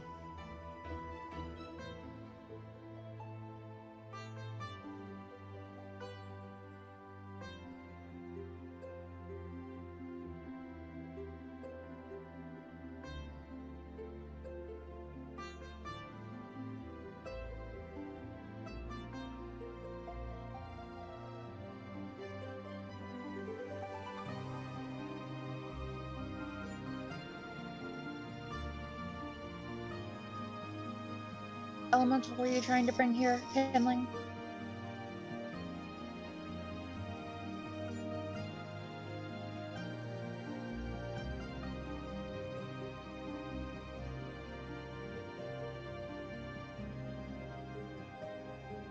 What kind of elemental were you trying to bring here?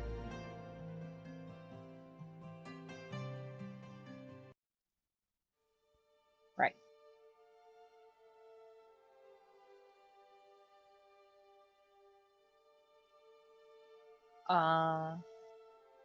Tom, is Havelock able to enter the brig with kindling?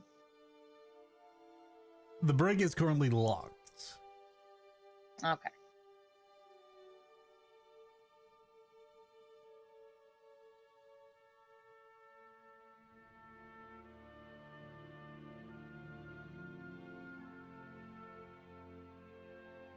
Let's get one thing clear, kindling. The second that we step on dry land, we're gonna fight.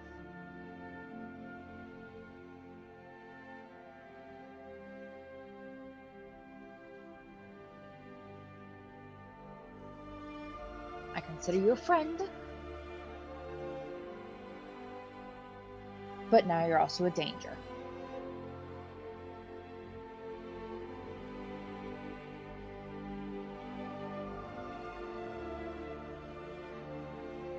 I don't think you know.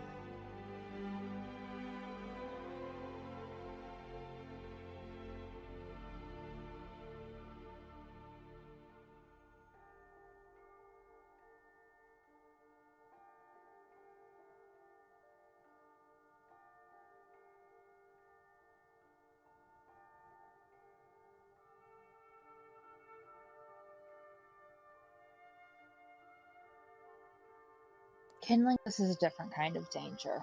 You're going to pull your shit together, or I'm going to kill you.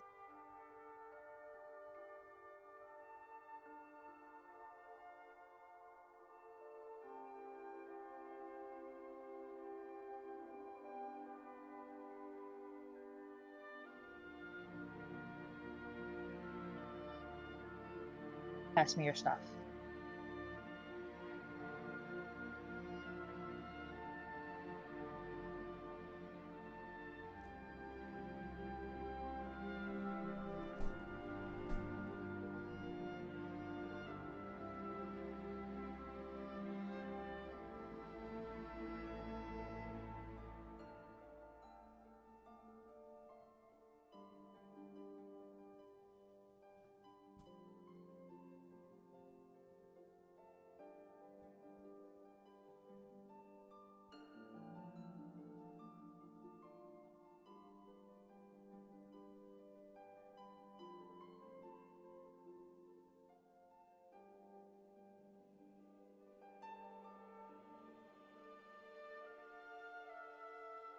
Havelock is going to take his stuff. He's gonna set it off to the side, and then he's gonna grab Kindling's wrist.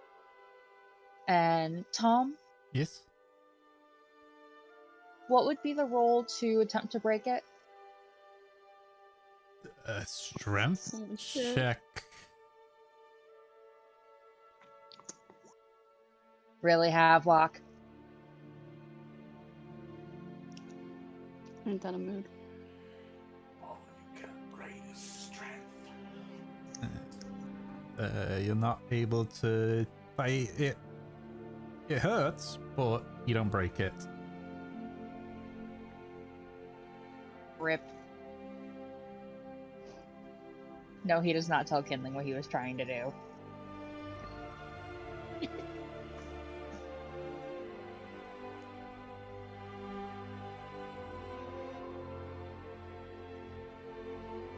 Oh,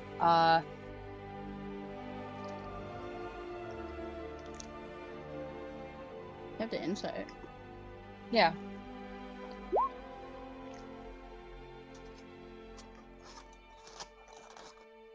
Versus Havelock's deception. Oh my god. The rules this session, they scare me. We had one nat 20, and now that's drained the luck from everybody. It's gone. We're just gonna go with Kindling assumes it's an intimidation thing.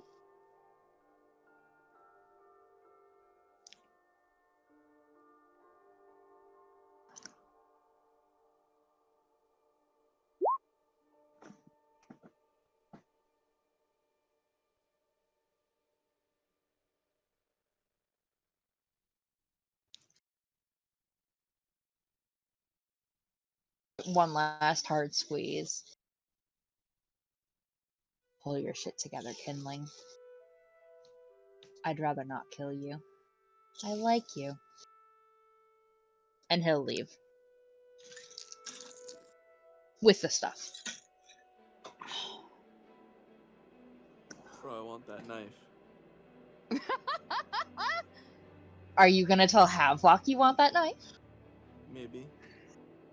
Maybe. If I see mean, you with it. do we even know that Havelock has the stuff yet? No. He's going to find you. Well, Mev's up on the crow's nest with Arjun. She's having a cigarette. The puppy whining. Mev. Alright, so you come up, what do you say?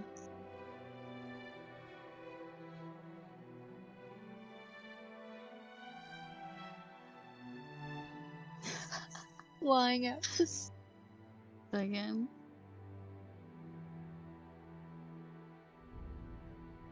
fucking bullshit. That's what you say. Yeah, he just drops all this shit. He Mev, sits on a little huff. It's Mev fucking looks at you, bullshit. She takes a long of her cigarette and she like blows the smoke in Havelock's face. I see that you've caught up with the rest of us.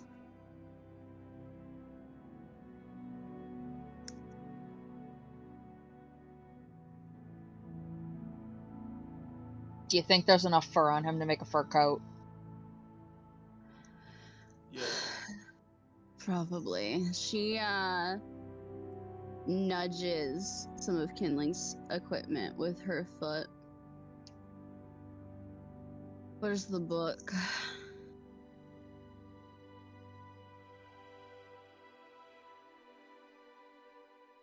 I just start digging through the pile to find the Kindling, fucking give us the book.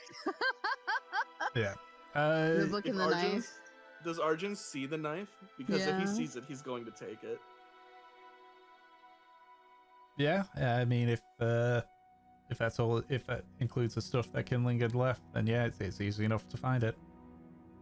Alright, if they're in his room, I assume that Havelock went to get his shit.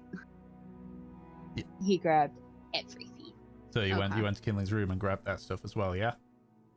Yeah.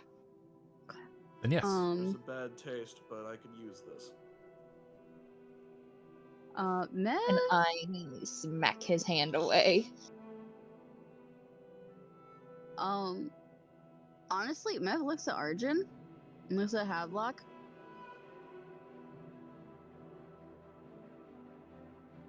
Let them have it for now.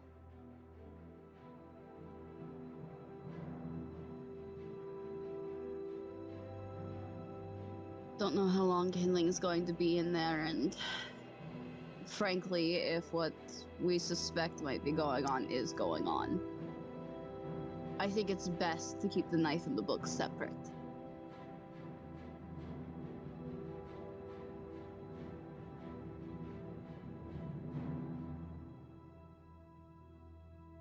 Fine. Havelock's gonna take the manta ray cloak and drape it over Mev. Then you need to keep this on you. She gives Havelock her ring of water breathing. Give this to Kindling. After all of this.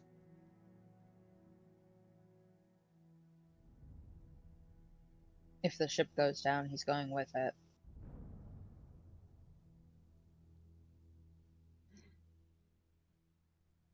I don't ever want anyone to drown. Too bad. Pray to the right god and you'll get to breathe in the water.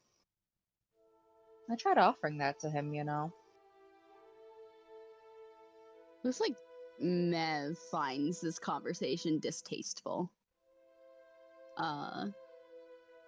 Considering her circumstance.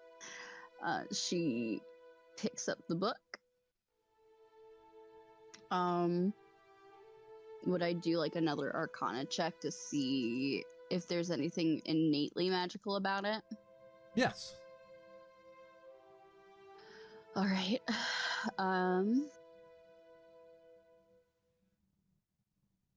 Arcana 12. Could be worse. Yeah.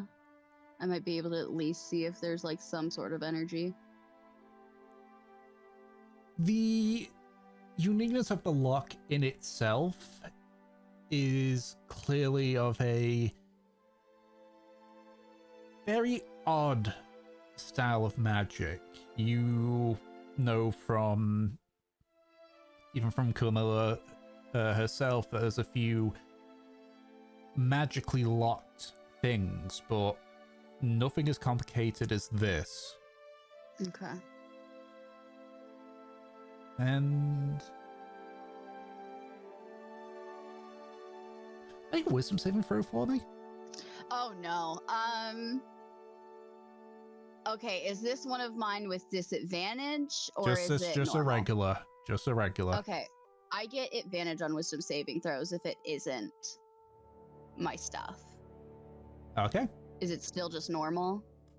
So so that's just outside, obviously, your own personal wisdom saving throw. That's all wisdom saving throws you have advantage on. Yes. Then Yeah. with advantage, then. Okay. Oh yeah, nat 20. It's back. I've used the luck again.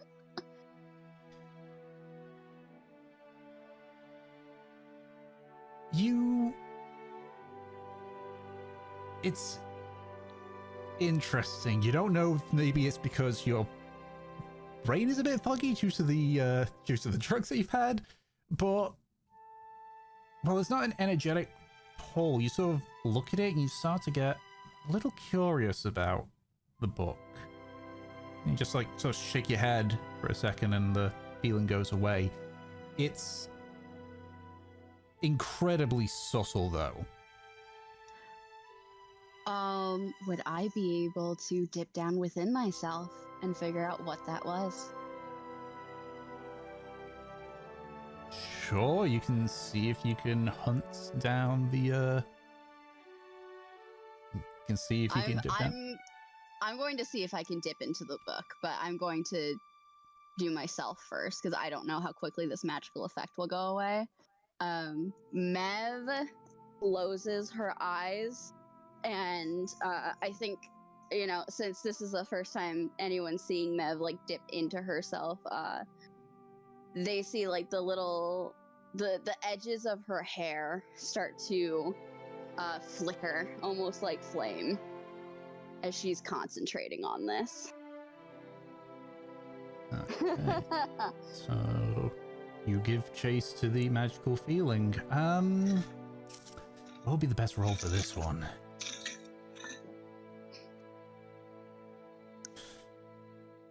This is going to sound incredibly weird since it's a chase in the brain, but make a survival check. Survival. As Okay. I say, it's incredibly weird, but I'm just thinking, like, what kind of skill would appropriate trying to track down a magical essence within yourself? I don't know, survival? Okay. I guess either that or Arcana again, but... Could I argue proficiency with it since it's myself and I've been meditating a lot? Tell you what, let me roll a d20, and if it's 10 or above, I'll let you add your proficiency. That's a 13. Alright. You can add your proficiency. Woo, okay. I think I will. You said survival or arcana? I would say, because I feel either one would be appropriate in this. Okay. Celia, stop it. I will Meow. add proficiency to my arcana. Oh my 7. god, it's so bad. 7. You try to, you like quickly try to locate the source of the magic. You sort of feel like an echo of where it used to be, but it very quickly fizzles out. Whatever you were able to shake off has very quickly vacated the area. Fuck. The one time that I am good at fucking doing wisdom stuff. Yeah, Mev's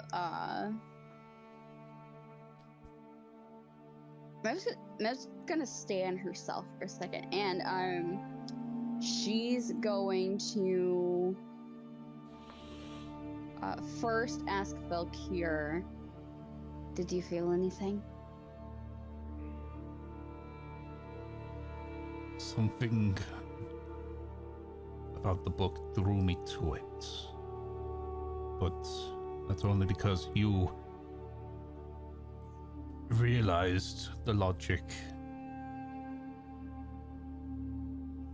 As I was looking through your eyes, I saw the book and just thought to myself, it's like, well, what is in here that's gotten Kingling so obsessed with it? And then whatever influence it was, you shook off, and my mind was my own. It wasn't natural, though. She opens her eyes. She looks It was... at the book again. Yeah, as you do that, yeah, you just hear Valkyr say, even without the influence, I am curious. I feel it simply amplified it.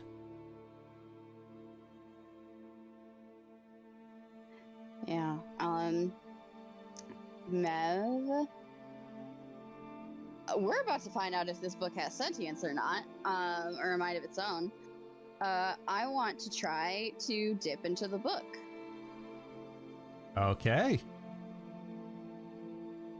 Make a wisdom check. Is that also with advantage, or? Does your feat only give it for saving throws, or is it all wisdom related stuff? Let me check real quick. Because I believe it's part of my dual mind. Saving throws. Okay. Nah, just a straight roll then. Straight roll. So no disadvantage either. No. Alright. Please, please, please, please. 16. 16, okay. You begin to try to reach out to the book, and initially you're a bit confused because you're just thinking, how the fuck am I meant to go into the mind of a book? Mm-hmm.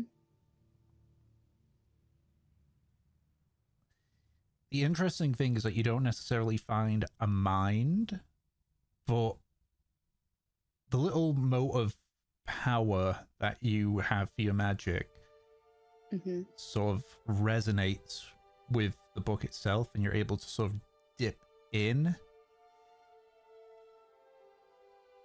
But Okay. your senses of mind are engulfed in a roil of arcane magic. There's no feeling of sentience here, just pure chaos restrained within magical barriers. Ooh, okay. And that's like I'm basically, when I dip down, I become part of that.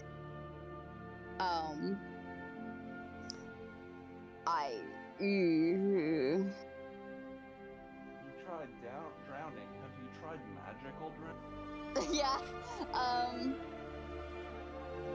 I am going to try and go a little deeper, see if I can sort through it. I know that this might risk me freaking out. I was about to say, if you're going to go deeper, you're going to need to make a wisdom saving throw.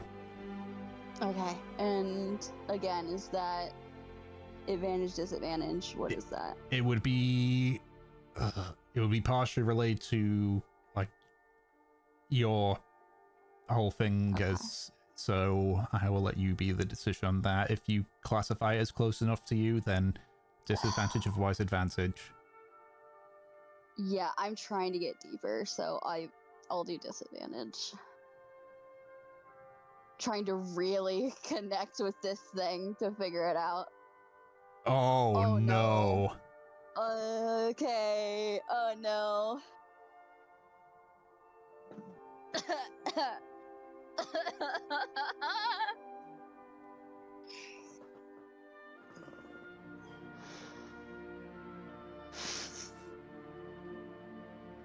So,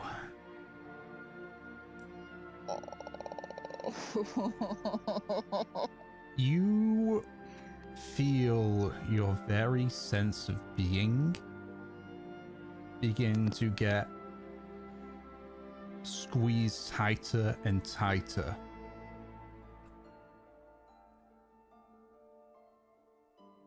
It feels like there's a box that you're stuck in a box that is slowly being crushed. You try to scream out, but your body doesn't respond.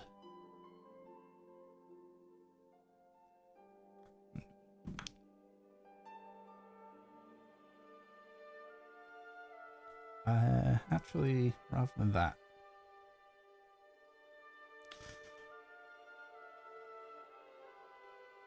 make a strength saving throw for me. Oh. 25.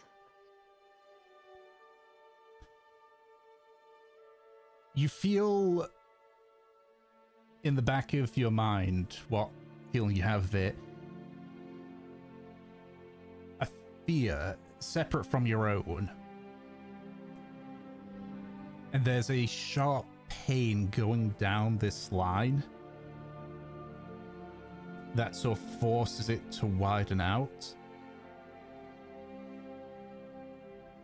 You hear in your head, "I've got you, Mev.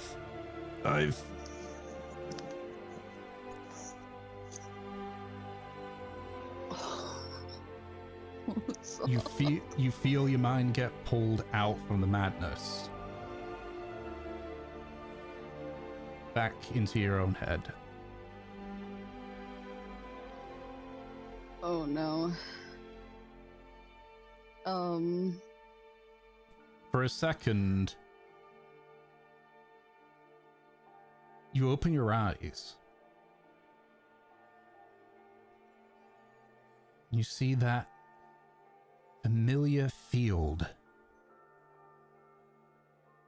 Feel yourself walking through it. See a man next to you. The name just comes out almost as static on what he is, but you know he's a blood brother. See somebody come out from the hut in front of you. She's someone that you care about deeply, but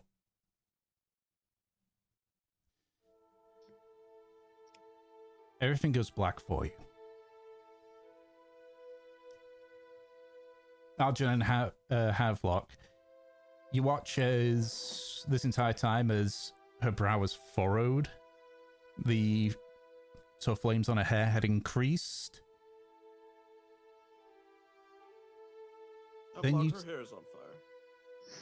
The sort of flame effect, I guess, not so much hair on fire. Mm-hmm. There's like a brief flash from her, where, I mean, Arjun wouldn't have seen it, but Havelock, you recognize it as the old form that she had before. It quickly is enveloped by the shadow clearly of Valkyr.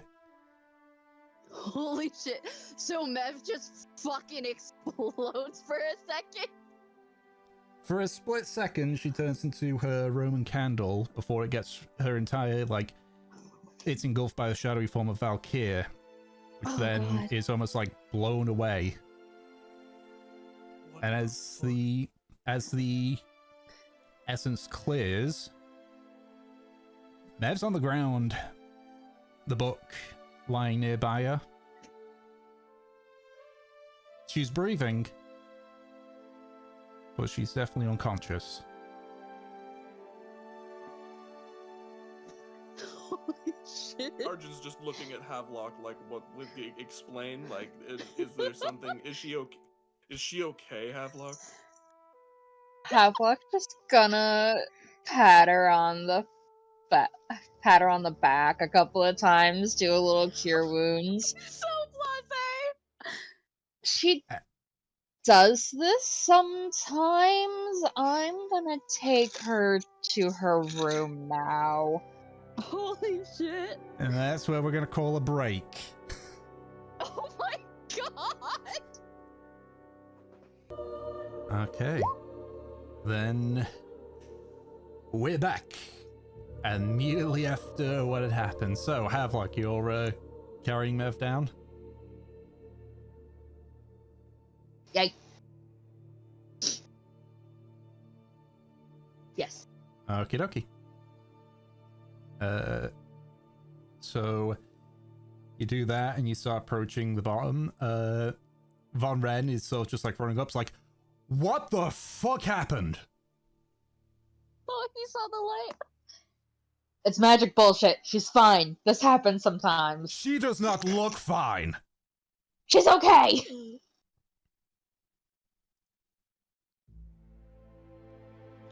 Where are you taking her right now?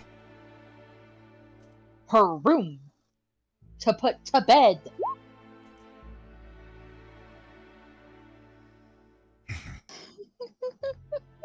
He just, without looking, like, grabs one of the crew that are running over and, like, grabs him by the scruff, says, "Get Ian. I need him for something."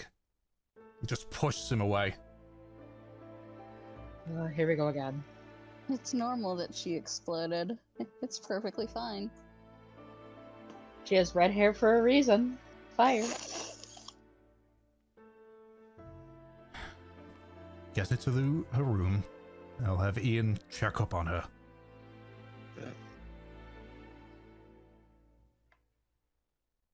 Thank you, Captain Obvious. I will continue on my merry way doing what I was doing. You're just gonna readjust her and scurry along. Arjun is the crow's nest guy now. Yeah. Too many cooks. This is how you saying up on the crow's nest? Yeah. Alright. Couple of minutes. Von Ren so like pokes his head through. He says like, "What happened?" You think I could tell you? Were you up here when whatever happened up here happened? He looks at Von Ren, looks up for a second, then he says, "She was looking at the book that we took from Kindling. She became a ghost. Another ghost grabbed her. She went to sleep, and Havelock said this happens sometimes, and took her down there." Where's the book? He holds the book up, assuming that it was left here. Would it have been Havelock, would you have taken the book or would you have left it? I think you're more focused on Mev than the book itself. Was Mev still holding the book when she passed out? She would have dropped it. Dropped it, yeah. Then no, he wouldn't have grabbed it. Arjun is holding it, but he's holding it like in a cloth. He's not touching it with his bare hands. And he says, "I'm hanging on to this for now, and I don't think anyone should touch it." I'm going to lock it away.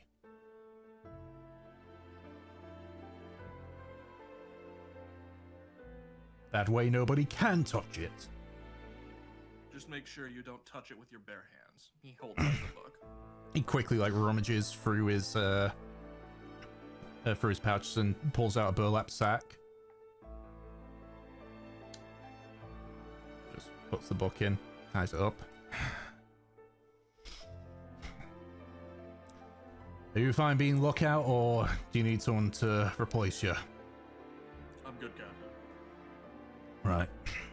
He without the you know, having fun thing, he jumps off the rigging. And once again, like, uses magic to get down to the bottom quickly. As he's like getting down, you can hear Arjun going, "I'm a fucking mushroom." Kept in the dark and fed shit all day. Okay, Cyril. Okay. Oh yeah, I did use that for Cyril. Yeah. Forgot about that. Damn, now you gotta think of a new one. Yeah, I do need to think of a new one. Tabagos. Okay, so Havelock, you carry Mev to her quarters. And just place it down on the bed. I'm giving her a couple little slaps to the cheek. Come on, fucking wake up!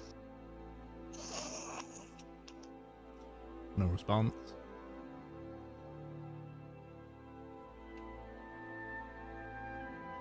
And another one. Oh my Oh. god. Oh my god.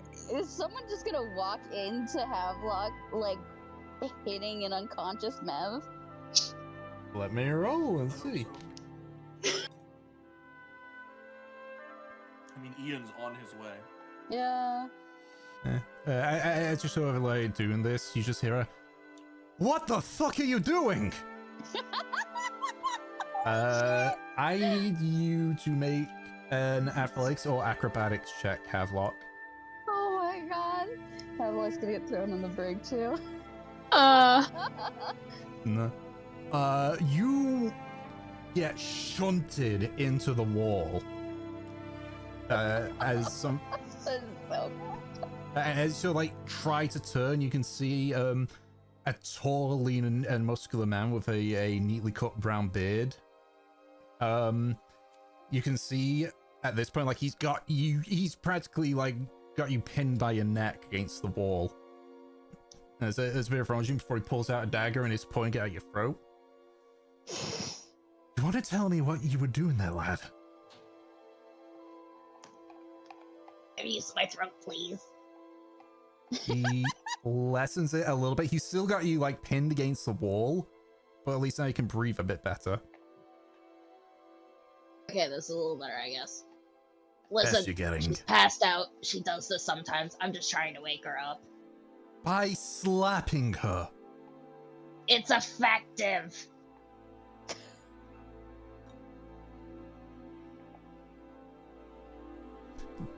Sheaves the knife and just like grabs you by your coat and is still like pushing you towards the door.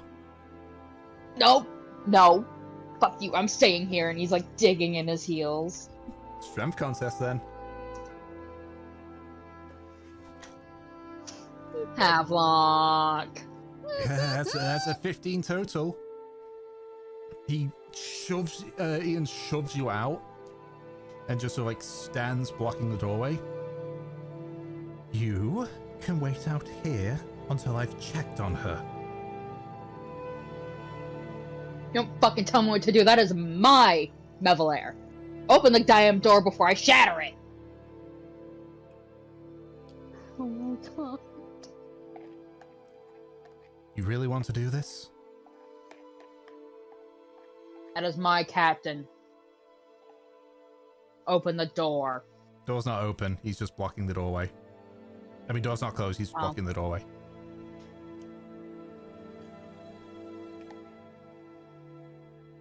Yeah. I stay in that room.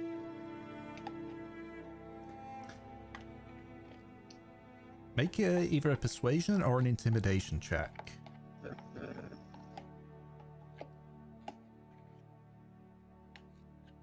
Seven.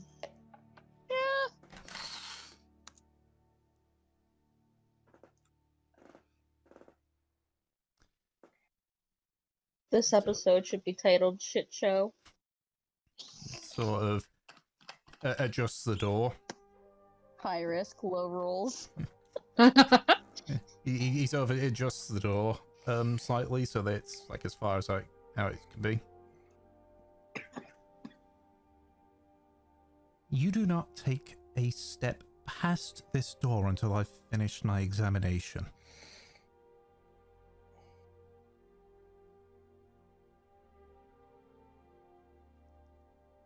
He takes a step closer, crosses his arms. Fucking hurry up. Steps into the room and begins just examining. Bit where he just pauses and just places a hand on the side of her face and casts Cure Wounds to deal with the bruising from Havelock. Like I wasn't going to use fucking lay on hands. I am a goddamn paladin. Ian doesn't know that. Just examine. It takes a few minutes, but yeah, okay. He just steps back, his brows furrowed.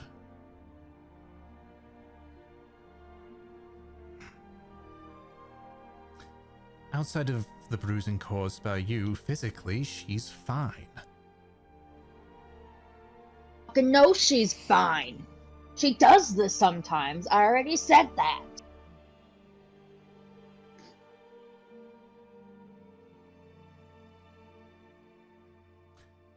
Then I suppose you can enlighten us on what happens to her now. She's gonna be passed out for a while. She just needs some water and some rest. She'll come back too.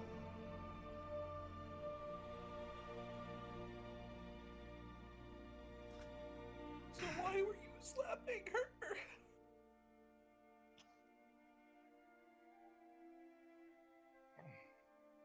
Will you at least not slap her constantly for her to wake up?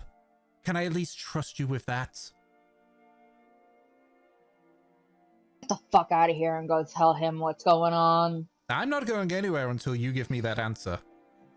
I'm not gonna hurt her. Go! He just sort of means what past and just stops, says, I hope you're aware if Von Ren tells me to come back, I will.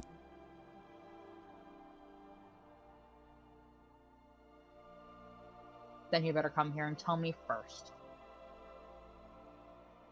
And Havok's gonna slam the fucking door in his face before crawling on top of Mev like a goddamn cat. Oh my god. I feel like a man crawling on top of an unconscious woman definitely raises a couple of questions.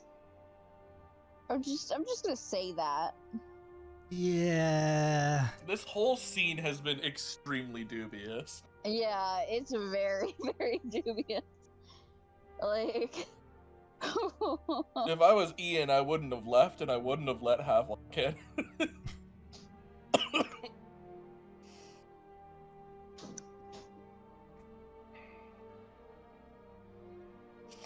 Alright. So, a handful of minutes later, there is a knock at the door. What? It's Von Ren. Fine.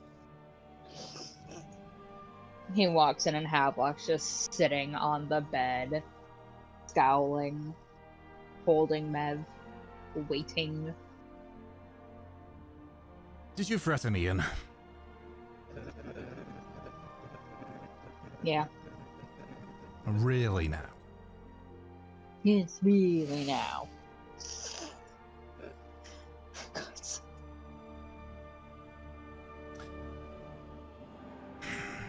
Let me make something very clear to you, Havelock. I know that you care deeply for Mevelair, but at the end of the day, you're part of this crew.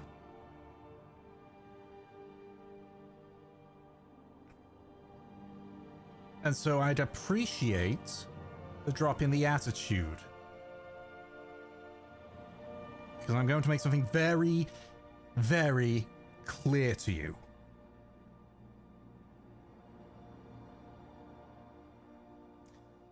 Ian will be checking in on Mev, whether you like it or not. That book that apparently caused all this is now with me, and I'm going to there's going to have to be a lot of discussions on what to do with it.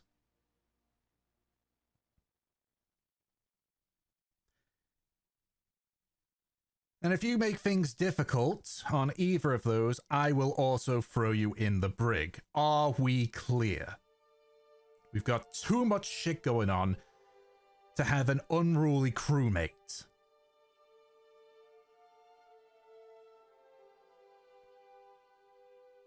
I'm fine with him checking on Mev, and I don't give a fuck about the book.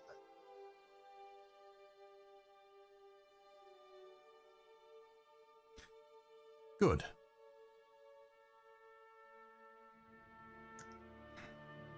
At this point, the sort of visible anger sort of clears a bit as he looks over to Mev. How's she doing? Still knocked out, still breathing.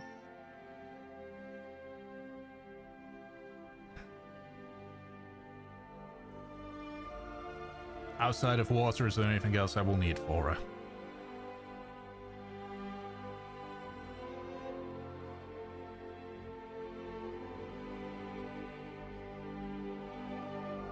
Probably some sort of soup, so I can make sure that she eats when she's like this. Easy enough to get her to swallow that. I'm not letting you run yourself ragged before you even think of doing that.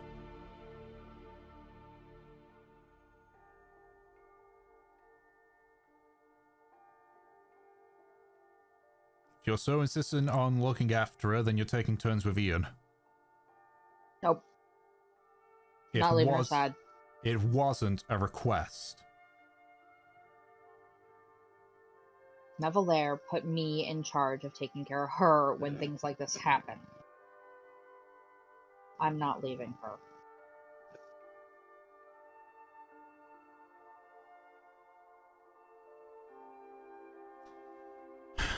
Then I relieve you of your position of first mate then.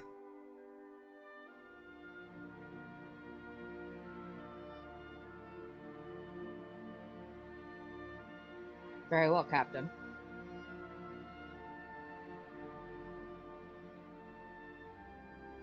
And if you do not ensure that you are rested, even if it means you simply stay in the same room as her while Ian looks after him while you sleep, I will make sure that happens.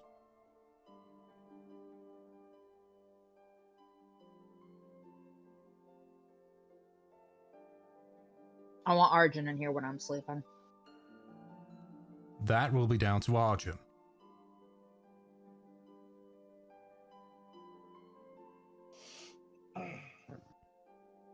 If he agrees, then I'd be more willing. If not, then you sell for Ian. Fine.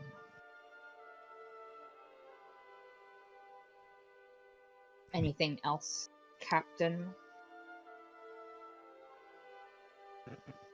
He just closes the door and leaves. Havelock summoning Dawes. I was like, oh. Something's bad's happened, ain't it? Something bad's happened. Long story short, Arjun, friend, don't attack him. There's going to be a doctor. Ian Havelock explains the situation. From kindling to Mev exploding to now. When I sleep, you are to watch Mev, and you are to watch the doctor if Arjun isn't here. Understood? Alright. He can stay as this form, you can turn into anything else that you prefer. Just keep an eye on him. You know what? I'm gonna say like this because I can just. Ooh, you just watch as he vanishes with invisibility. I imagine him like doing like jazz hands. Yeah, that's basically what I did. It sounds like this. It sounds like this. I wish that you could see my camera. I'll probably just clip it and post it after the session. Ooh. It wasn't particularly jazz hands, but you know. Yeah. That's my little performer. Why, you got the bow tie? Excuse you. Pardon me. Your pardon. Sorry, it was a pretty big meal before I came here.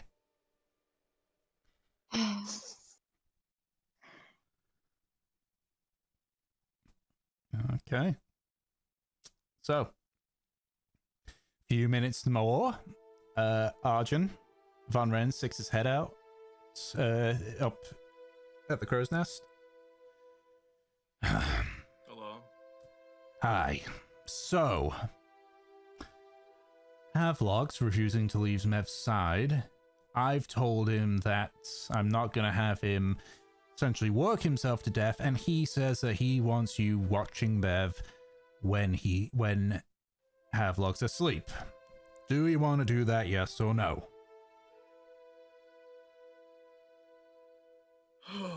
He pinches the bridge of his nose.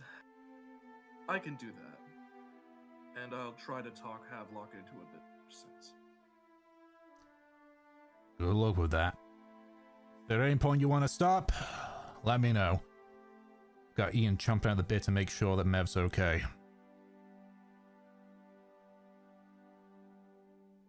Understood. I'll come down from here. Do you want someone to take my post? I'll find somebody. Hell, I might do it myself. You know what? No, I will do it myself. I've got someone else on the wheel. He just like pulls himself up, just sort of from his hands through his hair. Yeah. He starts to ascend a little bit, but then he looks up and he says, I haven't been with Mev's group long. I don't know what kinds of things have been developing to this point to be dominoing like this, but I'll try to get it sorted. You're doing well. You're having more patience than I think I would have in your position, so... Oh, trust me, that patience is a hair's breadth from breaking. He nods. I understand. Hang in there. He starts crawling down the ropes. Okay. So I assume we're just leaving Kinlan's stuff up in the crow's nest? No, Arjun's taking it with him. Okay. The things that weren't just kind of like draped on people are given to someone or another. I don't really know what else I have of kindlings other than... I think the only thing that's unaccounted for is his Ring of Regeneration.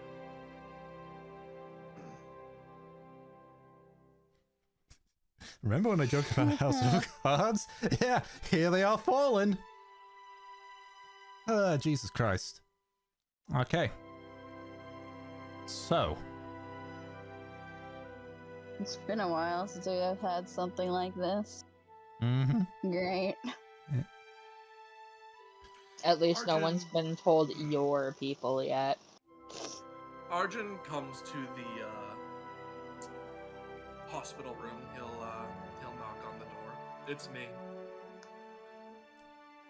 Come in. Mev's in her own quarters, not in the hospital room. Yeah, that's what I mean. I just said the hospital room as in like this is the current hospital room. That's Yeah. Okay, Yeah. got it. Arjun comes in. He sighs a little bit. And he sits down in like a chair opposite the bed.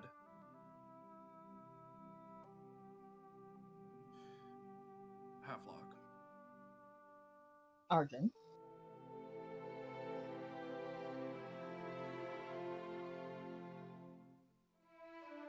You can't treat Von Ren's crew like this, or Von Ren himself. We're trying to build trust here with people that we've never met, that are close to Mevalaire. They're her fellow Moans, same as you. And we're on a very important business trip, a very important journey to deal with this problem that we're having right now. Do you really think that... He like stops for a second, he just puts his head in his hands and he's like, I don't know what's going on, okay? I don't know what happened to Mevalaire. You know this better than I do, and maybe you're being protective for a good reason, but none of the people on this ship have ill intentions for her. You need to calm down. Let Ian do his job.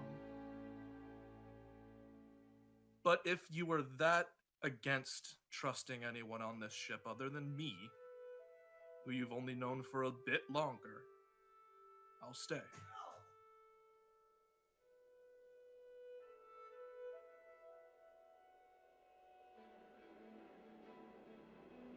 I think you're a good man, Arjun.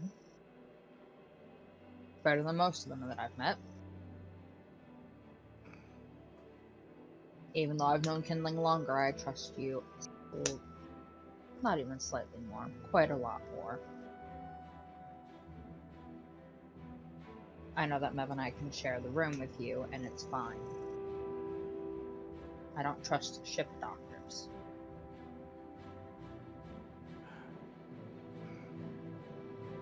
Havelock, did you not stop to think that Mev trusts these people? That you should be going by her judgment? That she chose the stabbed rat and Von Ren and any of the people from the Isle of Moa over anyone else she possibly could have chosen?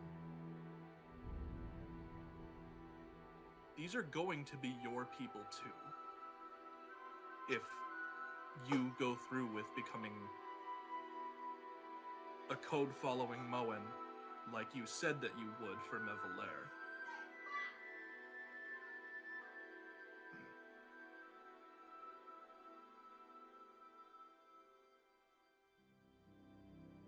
These are people that you're going to need to trust.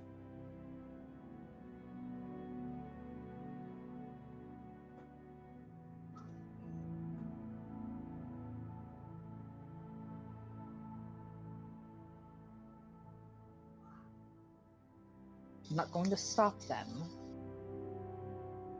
Okay? They can do what they have to do. It's fine. It's not leaving Mev's side. Very well. Then I'll come in whenever you need a shift break. You can send your little imp to get me. Hello.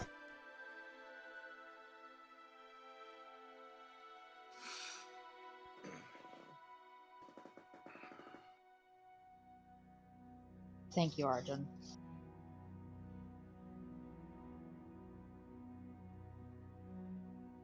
You're welcome.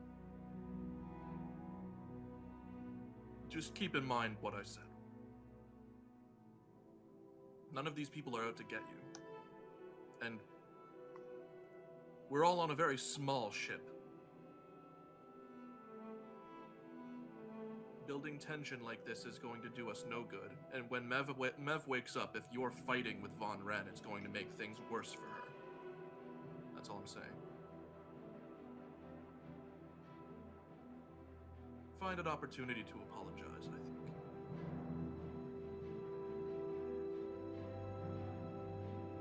Quite funny, I was about to ask if you'll send him my way whenever he has a spare moment.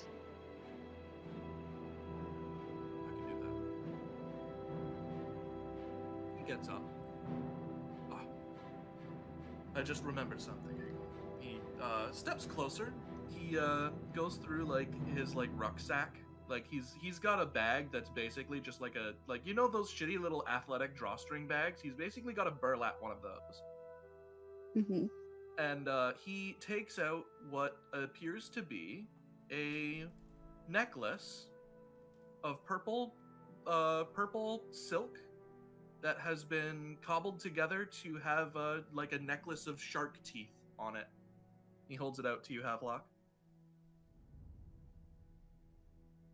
What's this for? He's gonna take it from him.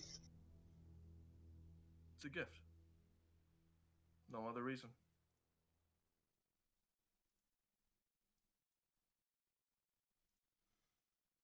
Pretty weird time for a gift. I thought you could use it.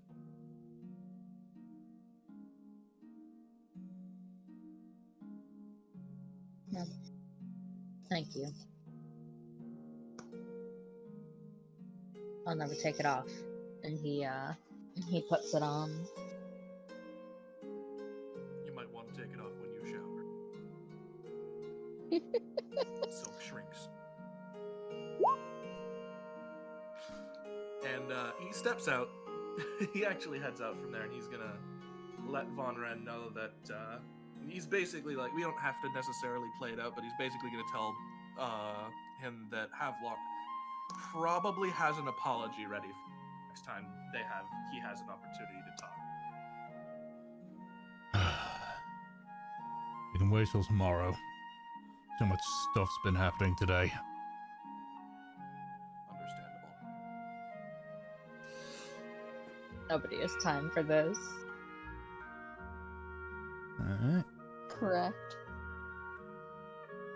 So. Can't say that. You get to sleep.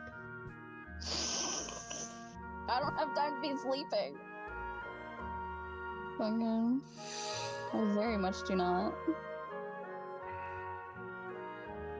Okay, so days go by. Mev, make a wisdom check for me. Is that with anything or just straight? Just a straight. Okay.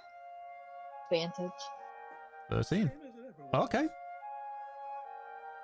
Same as it ever was. Yeah, that would be, yeah. Okay. Would you rather this bit be here or in the secret chat? Oh boy. Oh no. All right. Secrets. Okie dokie, let me keep it going. You have to scroll down, so... Here we are. Hello. Hi. So, I'll just turn off this here because it's not needed. And I'll start playing this one. So, one of the first things that you realize is almost like a slight feeling of emptiness. Like something has been massively reduced. You can see yourself as you look down, but everything around you is surrounded by just pure darkness.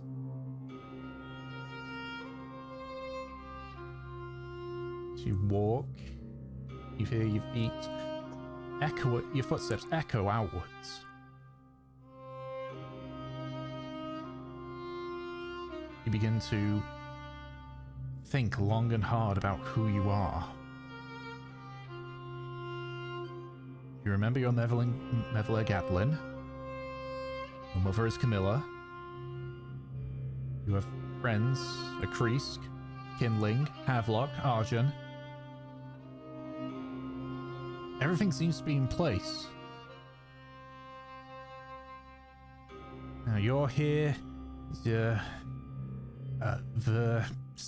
Something. It's the tip of your tongue.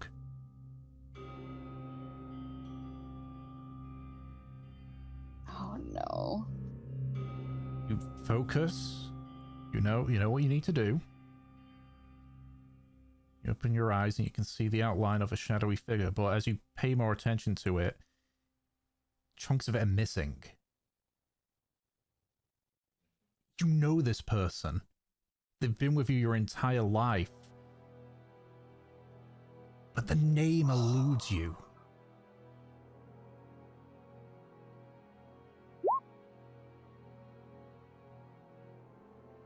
Can I speak? Yeah? Mev's gonna reach out to this thing and say, Who are you? You hear pained breathing as the entity breathes in. It is me, Mevler.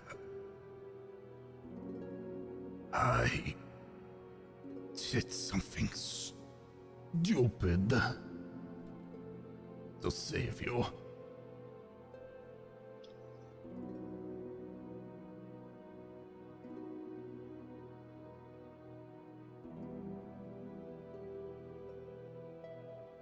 Are you unharmed?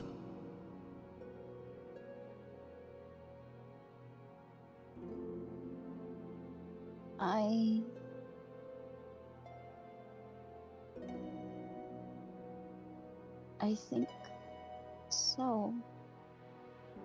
But you aren't.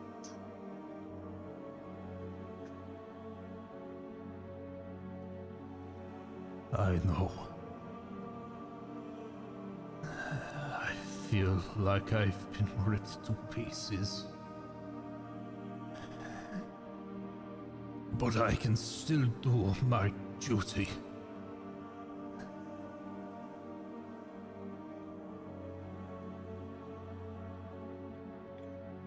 she is going to try and grab onto him, almost as if to try and make him more solid. Your hands find purchase.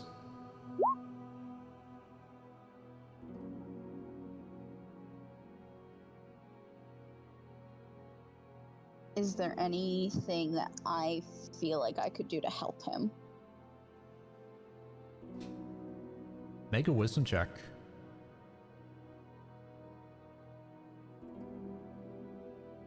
Oh. You don't know. But as you sort of hold on to it, you feel familiarity.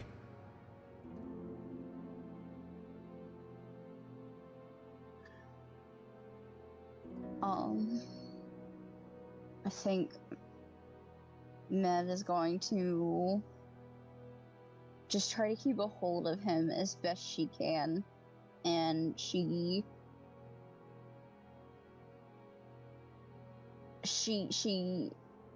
holds him close, her legs buckling. Don't leave me. No, I'm not going anywhere, Mev. Well, I think I need time to recover, if even that is possible. But I would never leave your side.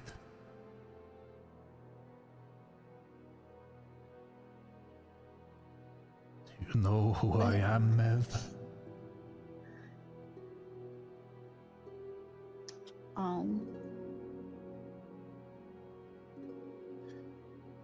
Her brow furrows. Is the name coming to mind? Or no? Make another wisdom check.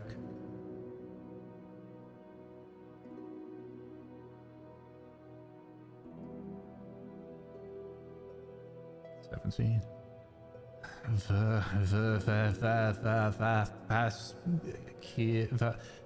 Valkyr.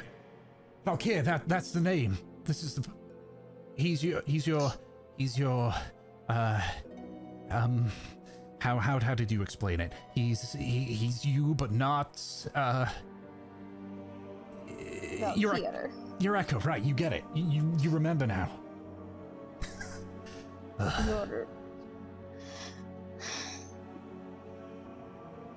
You're my soul bond. You're me. And yet not.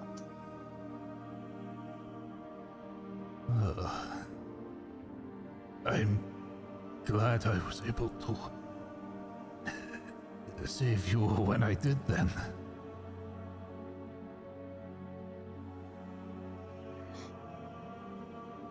Is this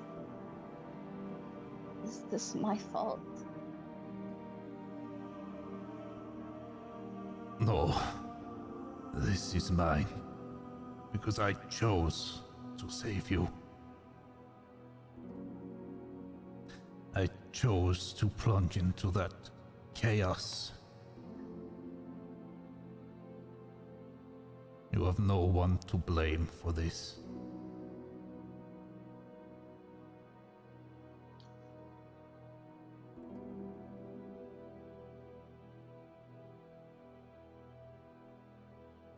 Rest, Valkyr.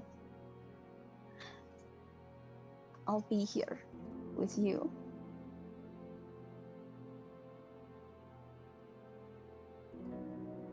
You always are.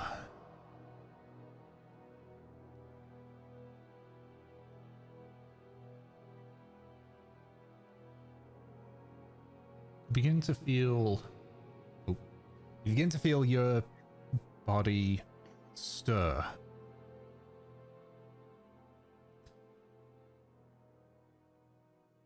And then you begin to see flashes and voices begin to. The fields once again seem to show, except now there appears to be a bit more of it. Bodies skewed on the ground, the houses in flames. A man in a red robe with a bloodied hand You hear various voices as it keeps rapidly switching between all these. 4 of you? Really? I think my thing's cracked up. There we go. I'm sorry. I had a plan, but it appears we go for plan B. That emblem means that they think highly of them. Whatever you do, you must survive. Promise me that. Promise me. And as there's a blinding flash as you see a keg seemingly explode only feet from you. You open your eyes to see to be a relatively young man sort of examining your arm. And as you sort of like wake up, your body like jolts, he quickly like looks towards you. Like, oh, thank Talos. One second. You hear the sound of a foot impacting somebody. And hear wake up, Havelock. Mev's awake. Okay. All right. I will give you a few minutes to write all that stuff that happened down, and I will go back into session chat where I tell Havelock that he just got kicked by Ian. Yep. Hello. Did she erupt into flames? Is my Mevalair alive? Do I have to So- find a new captain? So, you are sleeping at this moment until you feel the sharp feeling of somebody kicking you in your side. Ah! And you sort of like wake up, you see Ian's just like standing over you. Just like, wake up, Havelock. Mevalair's woken up.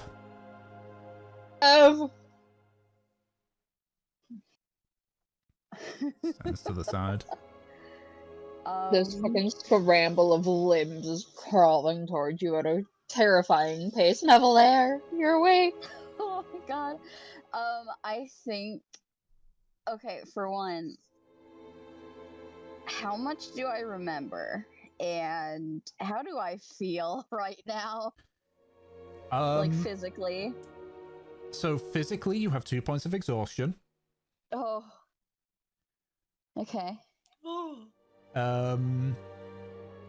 In terms of remembering,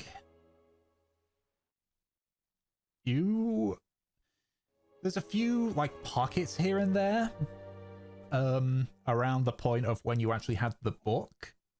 Okay. But surprisingly, your memory's mostly intact outside of a few holes which don't fully scupper. You recall having the book.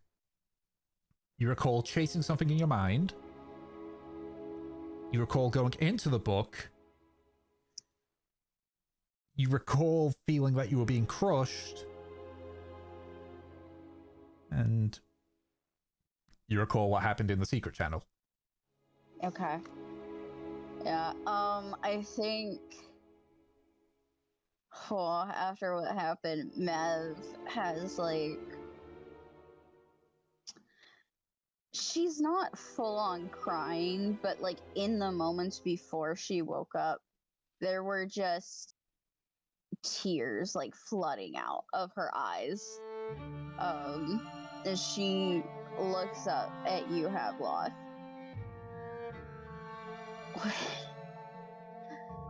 What happened?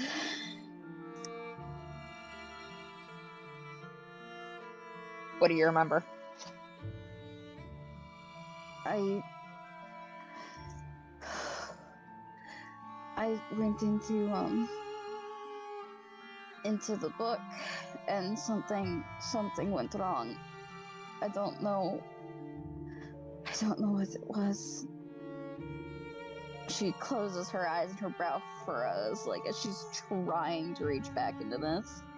Hey. It's okay. You did not miss much. Something went wrong. You turned into the sun again.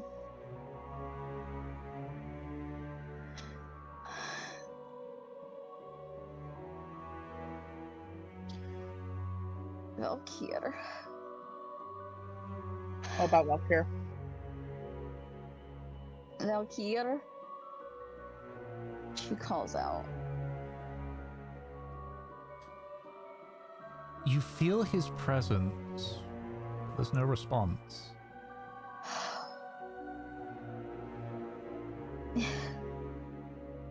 He's hurt. He's really hurt.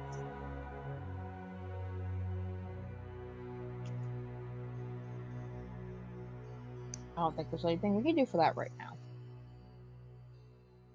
She Now what? opens her eyes and she glares at you.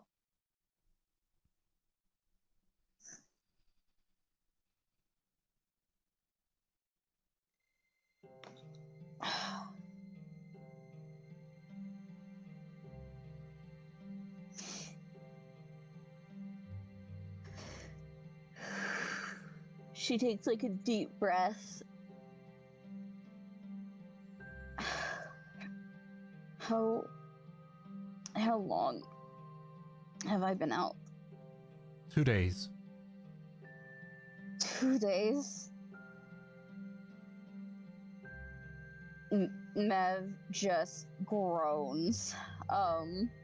Like she went to sit up and her body just feels so heavy. Hey. Easy now.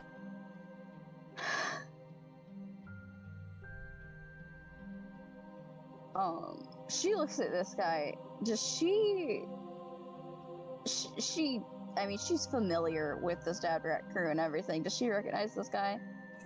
Vaguely, yes. It's part of your memories that are a little bit muddied. I'm Yeah. guessing. Names evading you, but you're fairly certain he's a surgeon.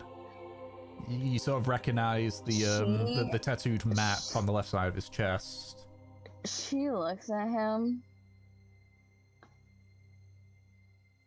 Oh, you're that who are you again? You're the fucking Ian. holy boy. Yes, I am the holy boy. Yes, Ian. Oh. Mev lays back down. Is everything going okay? Yes. Clear skies and no encounters. We've slowed up a bit though, because No. because Von Ren believes that we may be spotting the Algos soon.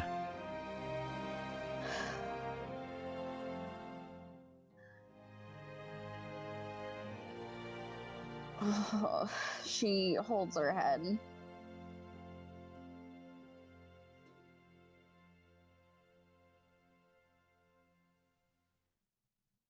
Seems like she's a little too fucked up to actually do anything right now, but she's also not happy about that at all.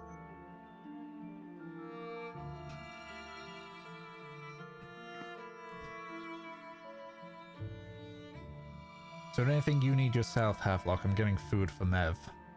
Something with sugar and such. I'm fine. I don't need anything. If I need it, I'll get it. Thank you, though. I'll let Von Ren know, but I'll tell him to hold off on speaking with you.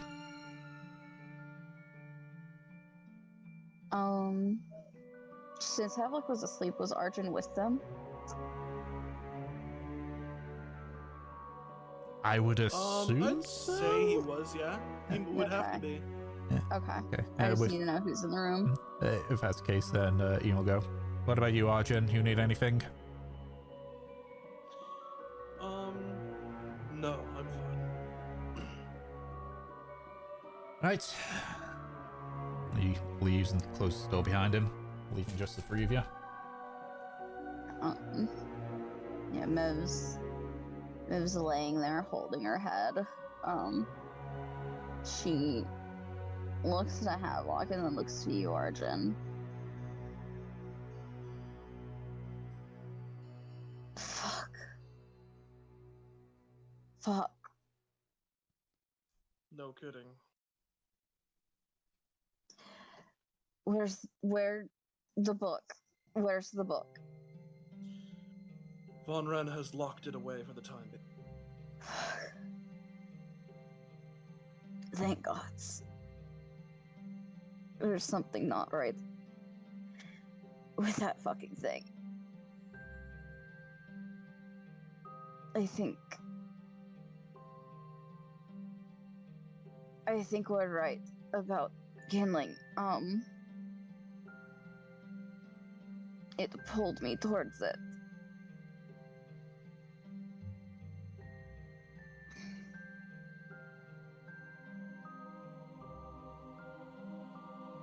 Well, that's a bit of, I suppose, ironically good news. Oh.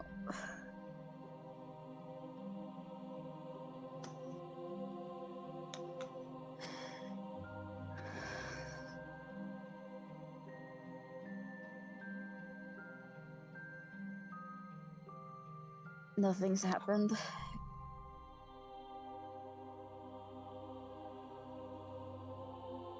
Nothing since what happened to you.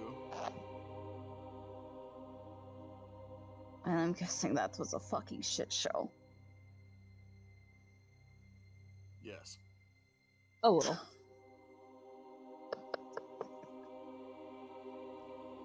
He looks at Havelock knowingly. Bev shakes her head.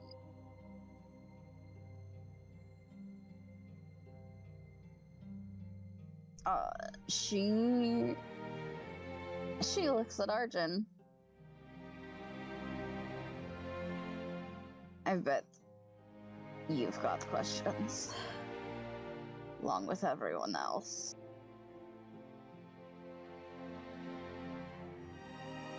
Looks down for a second.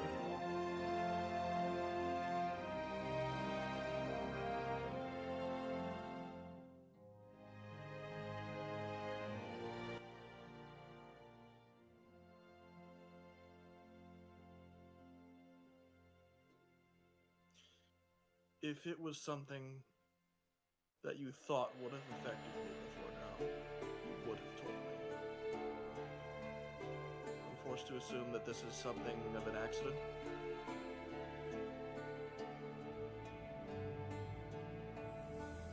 To an extent, while my condition is nothing new, I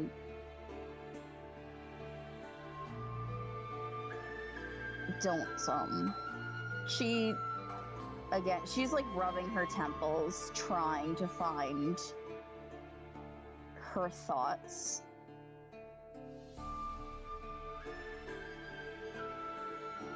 It doesn't affect anyone but me, most of the time. I didn't know that this would happen. He nods. Then tell me if and when you feel capable. Right now, I'm not going to pry. Right now, we have the Galero ship to think about, to deal with.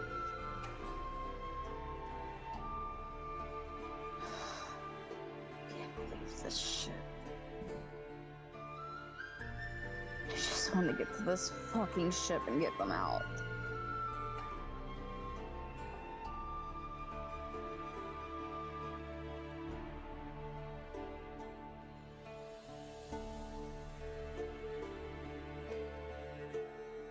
Shouldn't be much longer. We are on the fastest ship in Moa.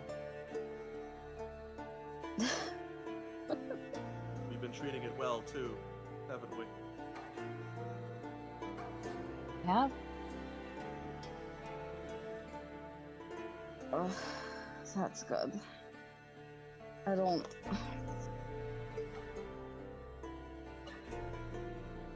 I need this to go well, and for some fucking reason, at every fucking point, the universe has told me to fuck off.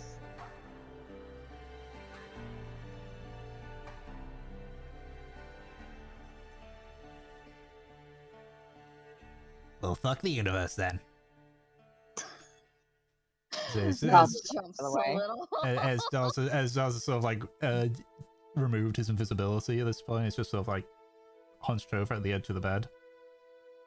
Oh, does. She grabs him and pulls him close, like as if he's a fucking stuffed animal. He lets you with minimal complaining. Uh,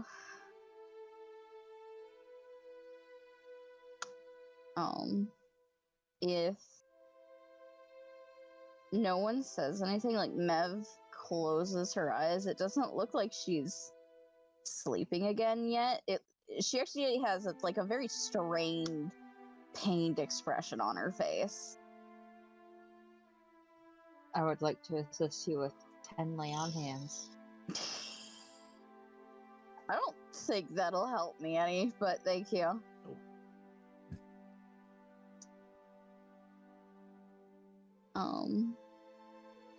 I think. Does Mev even have the fucking energy right now to look for Valkyr? I'm not sure if she does. I think she'll make an attempt. Okay. Go ahead and I guess make a wisdom check if you're gonna do a Alright. on-card look for him. Oh boy.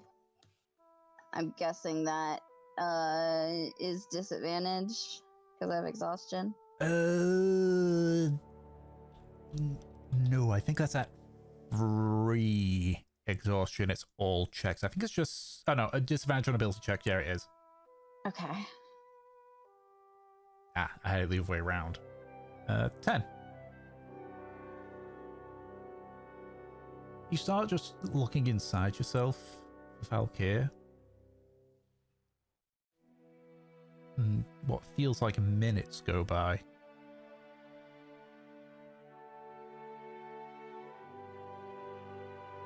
Start to feel the panic build up in you before you sort of bump against something. Familiar feeling.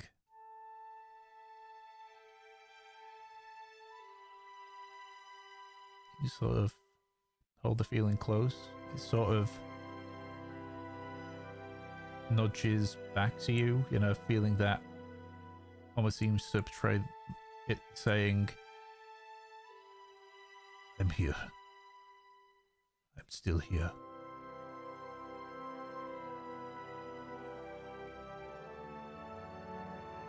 Alright. Mev is going to try and just hold on to that as long as she can, as long as she's not interrupted. Okay. Just hold on to it. Eventually, outside of Mev's head, there's a gentle knock at the door.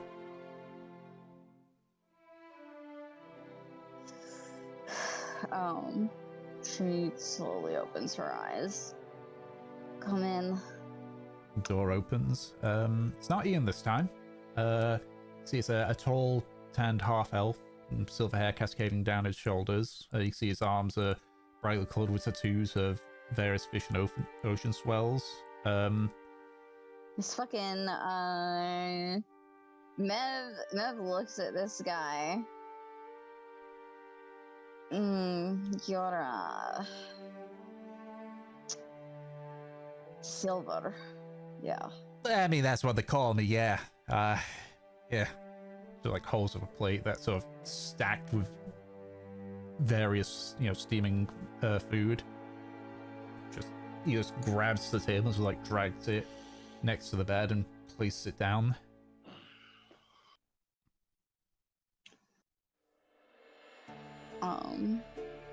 Yeah, Mev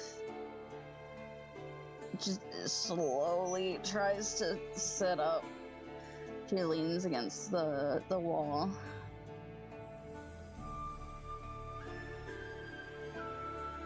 All right, you make sure you eat up there. All right. I'll try, fancy boy.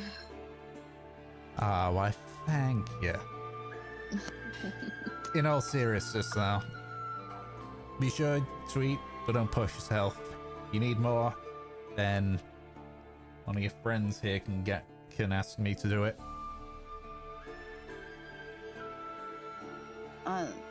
Thank you.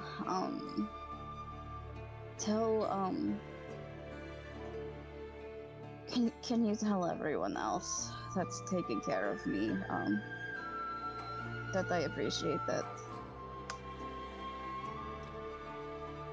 Sure, Von Ren out of all of us is gonna be the happiest there. Swear he's been ripping his hair out. Probably worried about what my mom's going to do. I don't know which one of the two factors, either you know, being unconscious or how your mom's gonna react. I don't know which one's taking precedent here on his hair ripping out. Just for everyone's information here. Luck would have it, we spotted the Algos. Are we planning on meeting with them, or are we, You don't need to worry passing? about that. We're gonna pass them, but we're gonna signal for them to follow after us. So we're slowing down, but we're not going What to about, what about the route? The needles? He's been calculating it a bit. Depending on the state of the ship, it could be... If we're lucky, best case scenario, we'll run into them tomorrow. Worst case scenario? Yeah, 3 to 4 days. Look, Okay. Varmen's told me about how this is important for you, but don't worry. For now, get yourself in a state where you can actually, you know, see your mum if it happens. Because let me put it this way, he just sort of pushes the food a bit closer to you.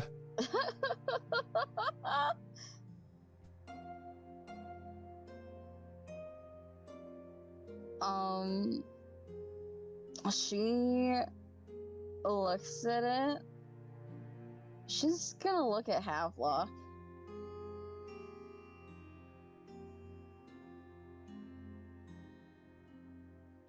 Sorry, my mind's zoned. Can I get a quick summary? Silver pushed the food towards Mev for her to eat. Now Mev's looking at Havelock. I think this is my cue to get back to my duties. He just quickly, like, darts out, closes the door. Havelock will take cautionary bites first. Make sure it's safe. Mev just opens her mouth like she's expecting to eat her. Arjun gets up. If you need me, send Daz. What'd you say, Brad? If you need me, send Daz. I'll be back. Don't have too much fun without us. Thank you, Arjun. I don't know what the fuck went on, but I'm sure that you fucking handled it. He smirks a little bit. He leaves it at that, though. He doesn't say anything back. Yep.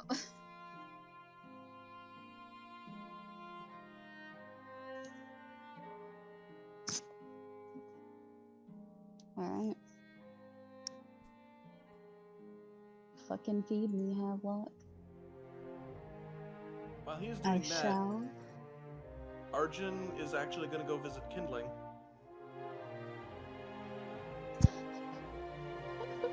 Okie dokie. They head down to the brig. Where Kindling is just kind of chilling there.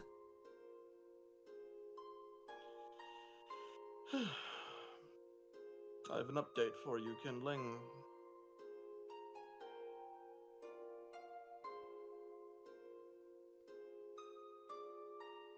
Your book caused the Mevelair to pass out for 2 days.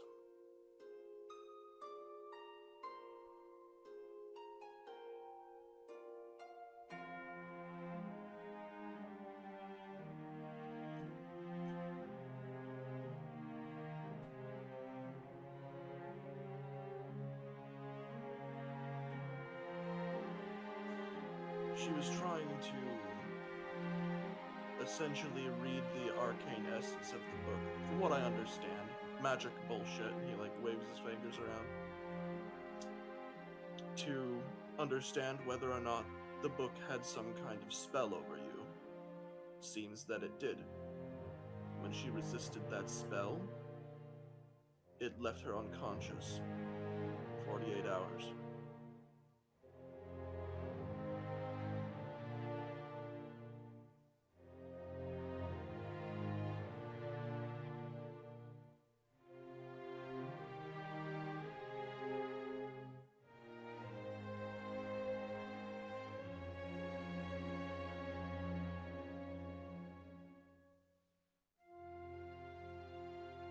Tom? Outside of like just a glance through the gun ports, no.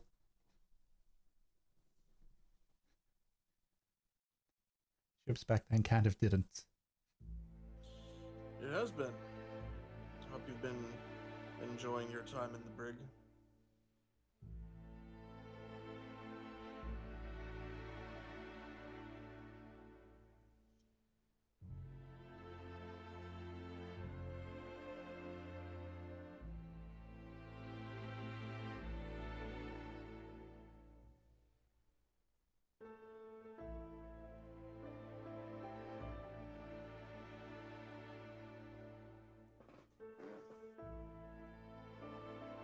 She's woken. She seems exhausted, but otherwise she seems in okay health. She's not dead or dying.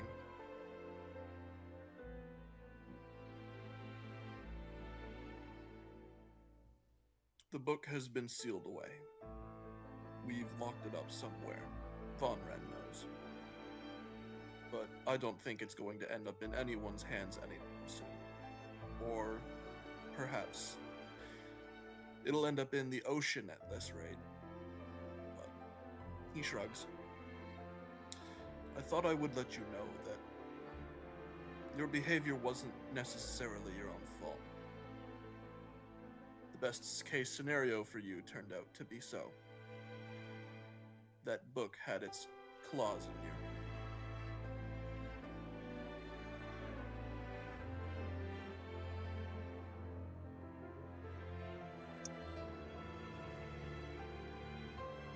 It sure was your fault. If you dwell on it for too long, all you're going to do is... He, looks up at the ceiling for a second. Wallow in self-guilt and pity.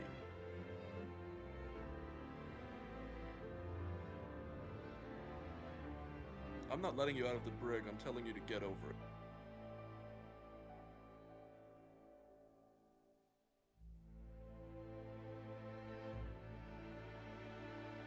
I'm not letting you out of the brig. I'm telling you to get over it.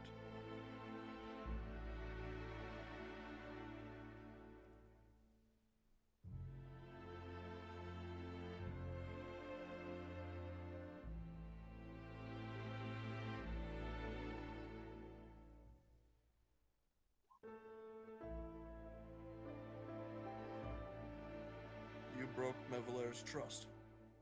Something that you built up for what sounds like a decent amount of time. She's not happy about it. But moping in here, making yourself not useful to what Mevelair is doing, isn't going to win you any points. So when Von Ren asks you to be his attack dog, I say that you should stand at the ready.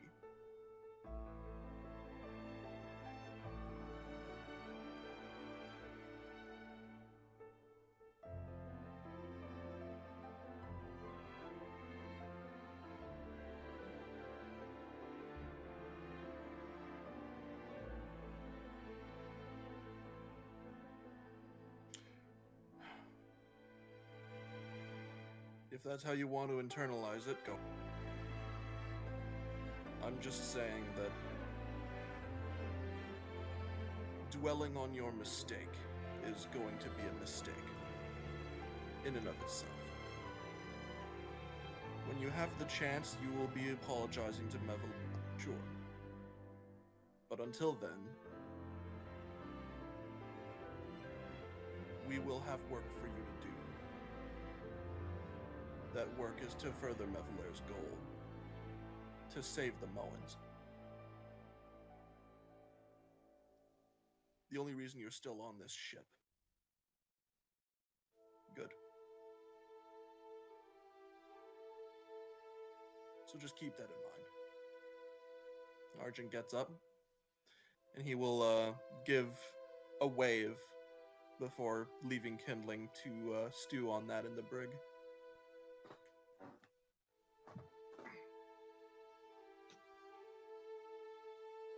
I see. So, do you go anywhere after that, or? I think Arjun is going to. I'm sure Von Ren knows she's awake already, but he's going. Currently, Either he at the can. crow's nest or the wheel. Yeah, he's at the wheel for this one. You can see he's sort of currently shouting orders to some of the crew, who are currently pulling up the signaling flags. You can see off the left side of the ship in the distance a familiar shape of the Algos, and it's slowly moving backwards as the Stabbed Rat is speeding ahead. He'll wave at the Algos as he gets up onto deck. Make a perception So check. somebody could see him.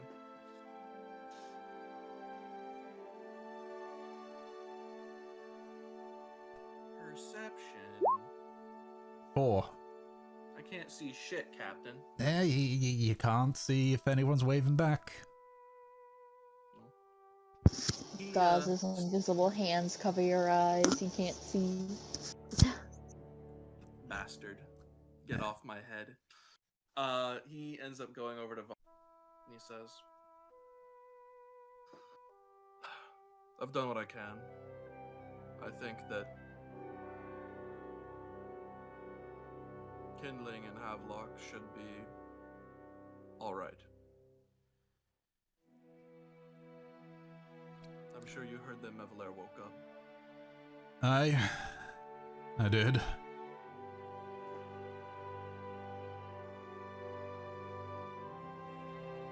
I've told Ian to jack up on her tomorrow, but if he's confident, then he'll stop pestering, basically. I'm sure Havelock will love that. I have something to ask you. Shoot. Do you or anyone you know cast magic that can change a person's appearance?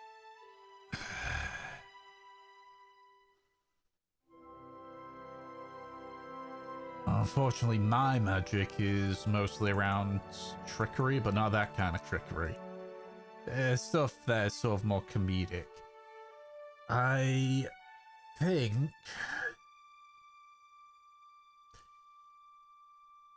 Silver and Ian might.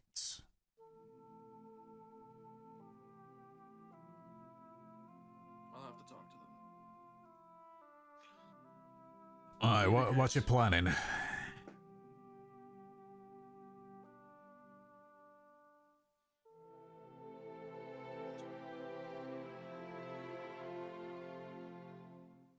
Look, we've had a lot of surprises 2 days ago. I just want to have an idea of what's coming up. I was planning on taking a back seat from talking to the Galarum merchant. I didn't intend to be personally involved. This is Moen territory. This is something that personally I'm not involved with. I wanted to look more like a Moen if it turns out that I have to speak with him. Either by magic or by simply changing, and he like gestures to himself like he's clearly not colorful like you guys are. dressed in any kind of way that would set him off as a Moen.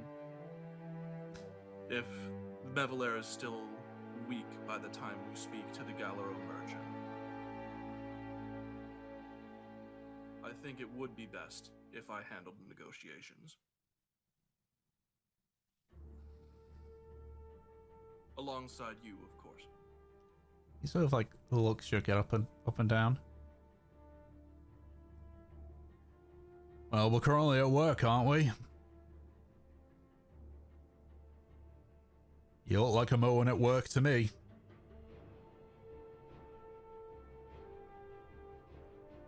I suppose if that's coming from you, then perhaps I was worried. Nah, see, if we were to negotiate this in Mary Libere, then you'd have a bit more of a point, but you know how easy it would be for the Third Fleet to find us and kill us if we dressed as we did in Mary Libere?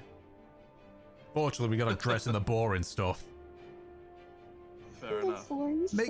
Makes it a harder target as well. Look, I love our clothes, but they are bright. It'd be too easy for them to hit. But if you need something to make you look a bit different, then Silver might be able to get you some up. He nods. But I'd say that, I mean, if you want to look the part, got a few spare sashes, you can borrow one. He snorts a little bit, but he says, I think you've made your point. Good. Last thing I want is for people to have some self-doubt about who they are. And hey, you may not technically be Moen, but while you're here in this crew, yeah, you are. At that, he actually gives him like a smile. Looks like he doesn't quite believe that, but he feels like the sentiment is good. But he moves on from that quickly, and he's saying, we're closing in on where we may or may not see the needle. How are you feeling about that? You want to be 100% blunt? Go right ahead. I want to throw myself off the side of the ship. She's that scary, eh? You have no idea.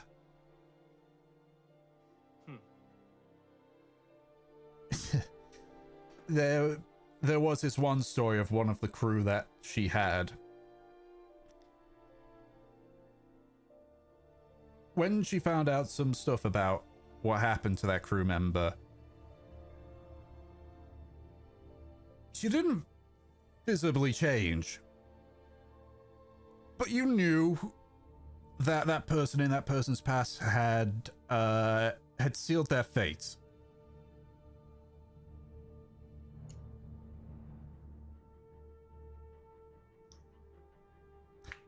So I she- don't want to have that feeling directed at me.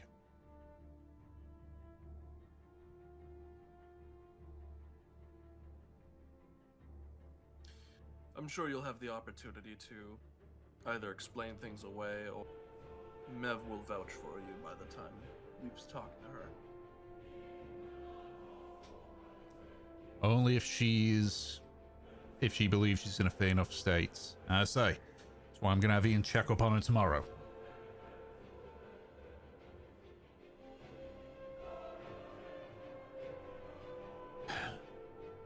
As for Kindling, I'll have a chat with him tomorrow as well.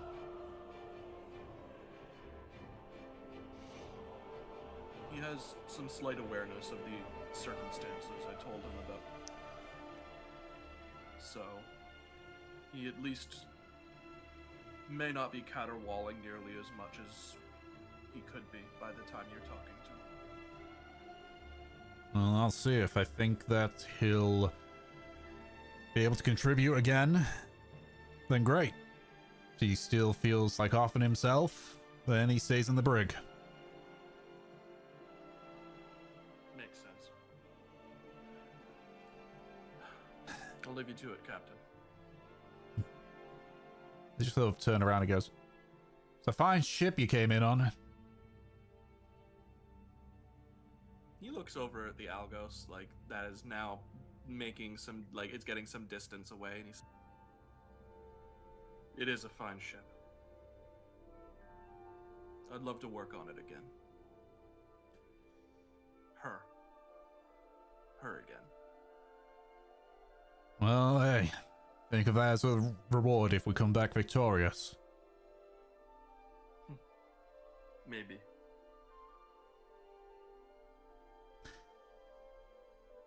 Alright, well, I won't leave you feeling down about you. Do what you need to do.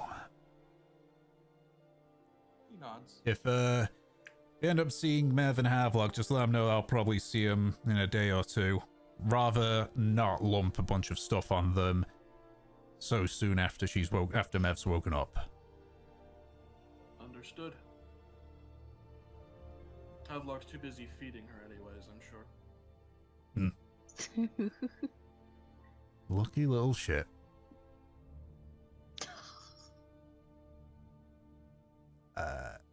He mumbles that though, so I guess make a perception check if you hear that, Arjun.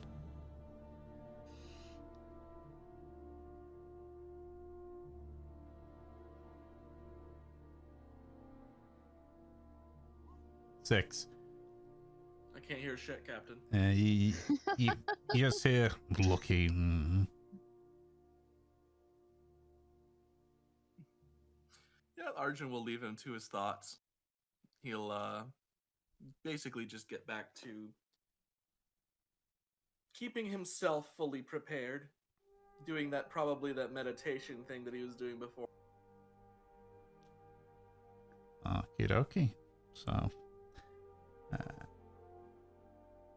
as a couple of minutes pass by, several of the sails are pulled up to slow down the stabbed rats, keep it in pace with the Algos. And as everyone settles in for the next leg of their journey, we're going to call it for this session. Because holy fuck, all this stuff that happened. My god. You know, come to think of it, I think things would have been better with a Myrmidon.